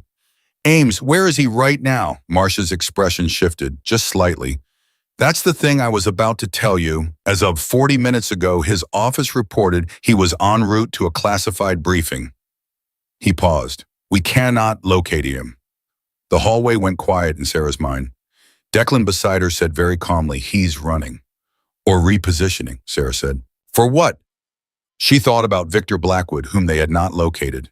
She thought about Ames, whom they could not locate. She thought about two men who were connected by money and survival instinct, and the specific mutual vulnerability of people who had been protecting each other's secrets for a decade, and she thought about what those two men would do when the wall started closing. Garrett, she said without turning around. Already on it, Garrett said from behind her phone already at his ear. Marsh looked at her steadily. Do we proceed? She looked at Declan. He was pale and bandaged and running on 4 hours of sleep after surgery, and he was standing straight and his eyes were clear and his expression said the same thing it had said from the moment she walked into that trauma bay the night before, that he had made a decision and he was all the way in it, and there was nothing between here and the end that was going to change that. We proceed, Sarah said. The hearing room was smaller than she had imagined. Round table, 6 chairs, recording equipment. No windows. The 3 additional committee members were already seated, 2 men and a woman, all with the specific quality of stillness that people had when they were about to witness something significant and were trying to hold themselves at the right professional distance from it. The federal prosecutor, a woman named Delgado with sharp eyes and a legal pad, already covered in handwriting, stood up when they entered and looked at them both with an expression that was simultaneously clinical and underneath it, frankly relieved. Let's begin, Delgado said. They began. Sarah had testified before, in other rooms and other contexts under conditions that were considerably less structured than this. She knew how to give the statement, how to be precise without being cold, comprehensive without being slow, how to stay on the facts without losing the human thread that made facts matter to the people hearing them. But she had never testified as herself. Every previous statement had been filtered through a cover identity, a limited disclosure, the careful architecture of information managed by people whose interests were not entirely aligned with truth. This time, there was no filter. She said her name, her real name. She said where she had been and what she had done and what she had been asked to conceal and why she had agreed to the concealment and what it had cost her and what she had learned since. She spoke for 22 minutes without interruption, and the room was completely silent the entire time. The kind of silence that was not empty, but full of the weight of what was being said and what it meant and what would follow from it. Declan testified after her.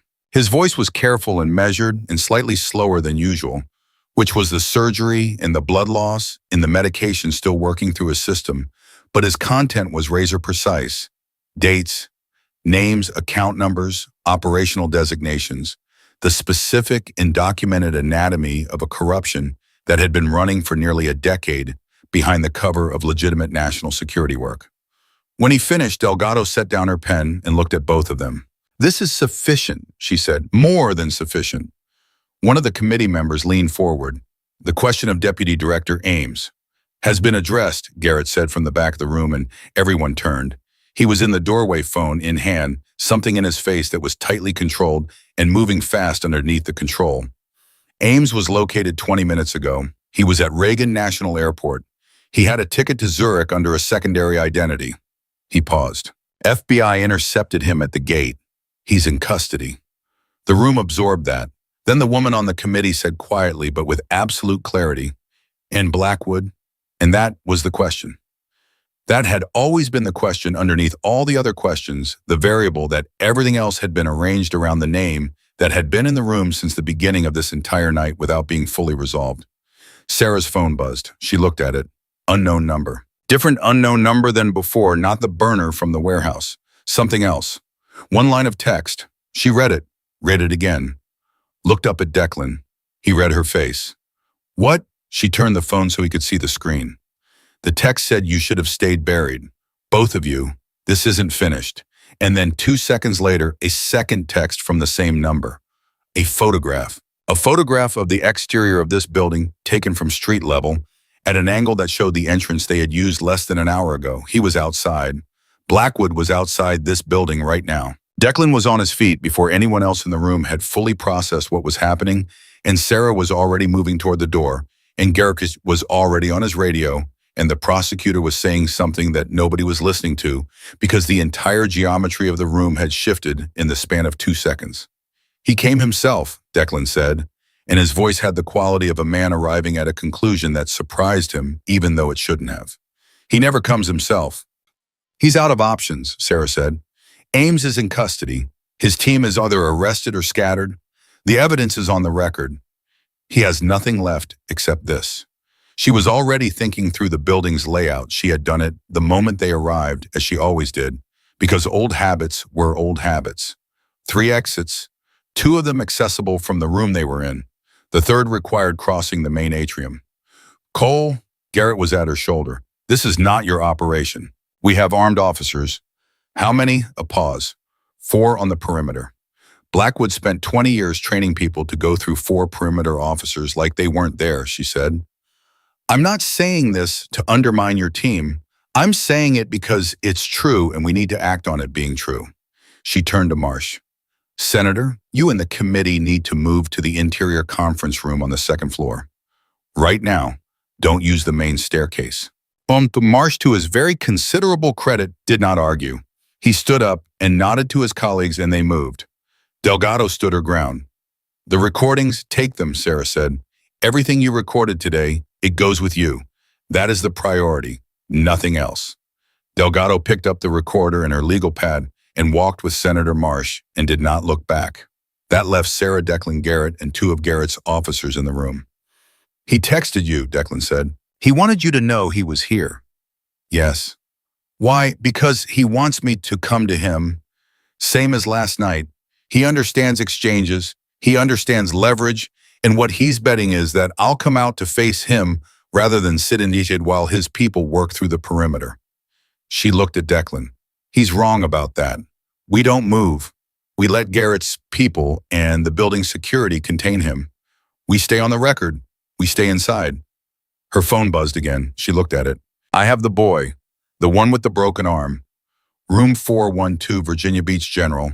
I found your file, Sarah. I know what matters to you. The room went completely still. Marcus, the 7-year-old boy with the broken arm in 2 places who liked stories about dogs and asked about her at every follow-up appointment. She had not seen this coming. She had mapped every exit. She had anticipated Blackwood's patterns, his timelines, his preference for controlled exchanges and professional distance. She had not anticipated the reach backward into her civilian life, into the quiet architecture of the person she had actually become in 4 years, which was a person who read stories to children and meant it. He had found the one thing that wasn't operational. Declan was reading her face with the focused intensity of a man doing rapid and accurate calculation. Sarah, he's bluffing, Garrett said immediately. He doesn't have access to the hospital. Not with his team fractured. Not with Ames in custody. He doesn't need his team, Sarah said. Her voice was very quiet. He needs one person. One person in that hospital who can walk into a pediatric room without triggering a response. He has resources we haven't fully mapped. She looked at the phone. Then she looked at Declan. Tell me I'm wrong. Declan was silent for 3 seconds. I can't, he said. She stood very still. There was a version of this where she called the bluff and stayed inside and trusted the process and protected the record and did the operationally correct thing. She understood that version. She had made that kind of calculation before in other rooms, and she knew what it looked like and what it cost. And there was a version of this where Marcus, who was 7 years old and liked dogs and had a broken arm in 2 places, was in a hospital room with someone who had been sent by Victor Blackwood. She called the pediatric ward. It rang 4 times, 5, 6. On the 7th ring, someone picked up. A male voice she didn't recognize. Hello, not a nurse, not a standard greeting. Just hello flat and waiting, the way a person answered a phone when they were not the person who was supposed to be answering it. She hung up. He's not bluffing, she said. Colt, Garrett started. Get the FBI to that hospital. Right now, room 412, pediatric ward, 3rd floor. She was already moving toward the door. And get every officer you have to the front of this building. Where are you going to finish this? Declan caught her arm. Not hard, just present. She turned to look at him. You're not going alone, he said. You just had surgery 12 hours ago. I'm aware. He let go of her arm and straightened to his full height, and whatever it cost him to do that, he paid without showing it, and he looked at her with the direct, unguarded certainty of a man who has decided something completely. You told me last night that I'm not going to die today. Not on your watch. He held her gaze. I'm returning the favor. She looked at him for one long second. Stay behind me, she said. They went through the building's side exit and into the sharp morning air. And Blackwood was exactly where she knew he would be. Not hiding, not running, standing in the open space beside the building's south wall, with the particular stillness of a man who has stopped trying to control outcomes and has arrived at something that looked from the outside like a kind of terrible calm. He was alone, or appeared to be alone. He was dressed in civilian clothes and he looked in the bright, ordinary light of a Washington morning like any other man, except for his eyes, which were the eyes of someone who had spent so long operating beyond accountability that he had forgotten what it felt like to be looked at by someone who was not afraid of him.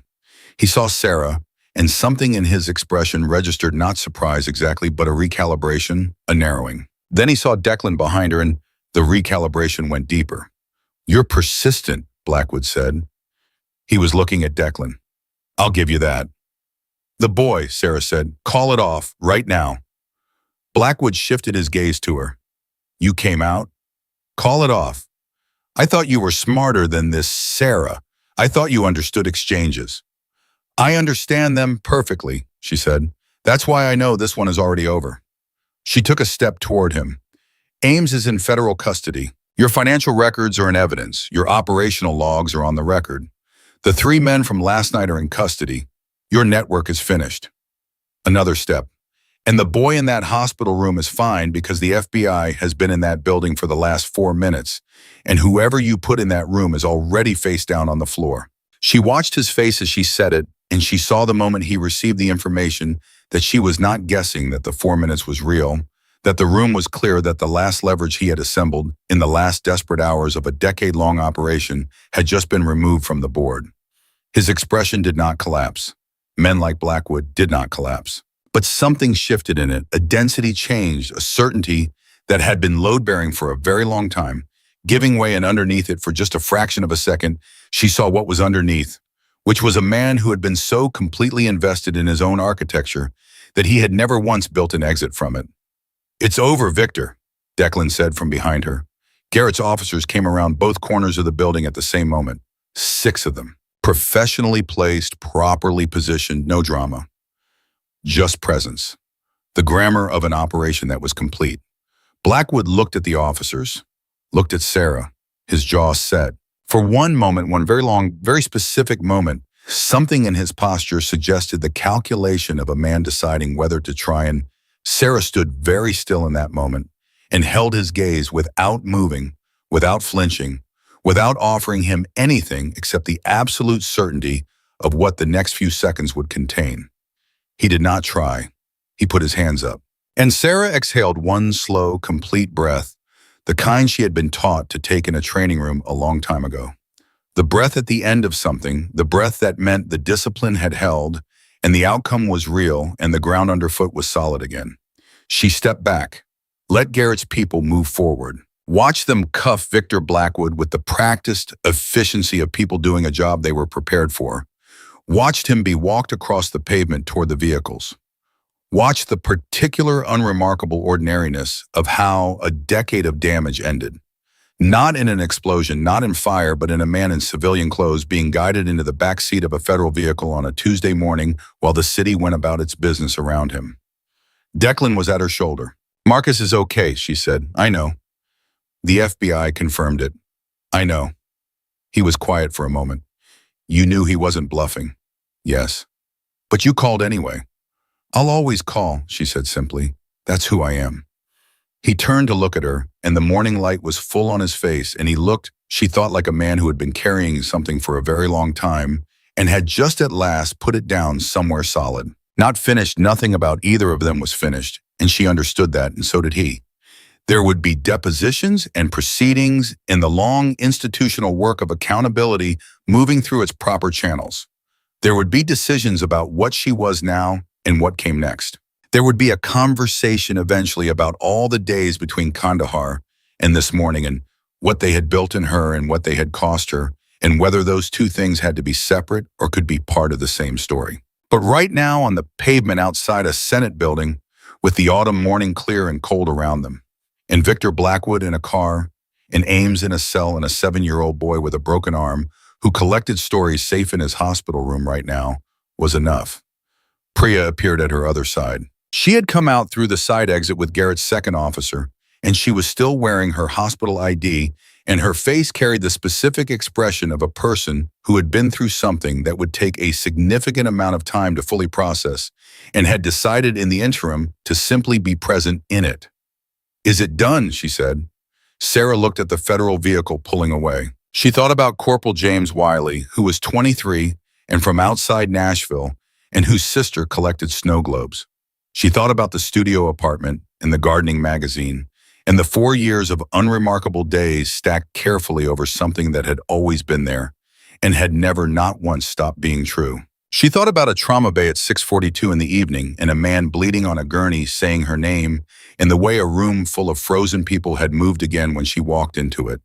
She thought about what Priya had said, that she was genuinely a good nurse, whatever else she was, that Marcus asked for her, that it was real. It was all real. That was the thing she had spent 4 years trying to unsee and had never managed. All of it was real. The nurse and the operative and the woman who read stories to children, and the woman who moved through a dark corridor by memory, and the woman who had stood in a break room looking at herself in a mirror, wondering how much longer the face she was wearing would hold. It had held long enough. It had held exactly as long as it needed to. And now something else was beginning, something she did not have a name for yet and did not need one, something that was simply the next true version of who she was. "Yes," Sarah Cole said, "it was done.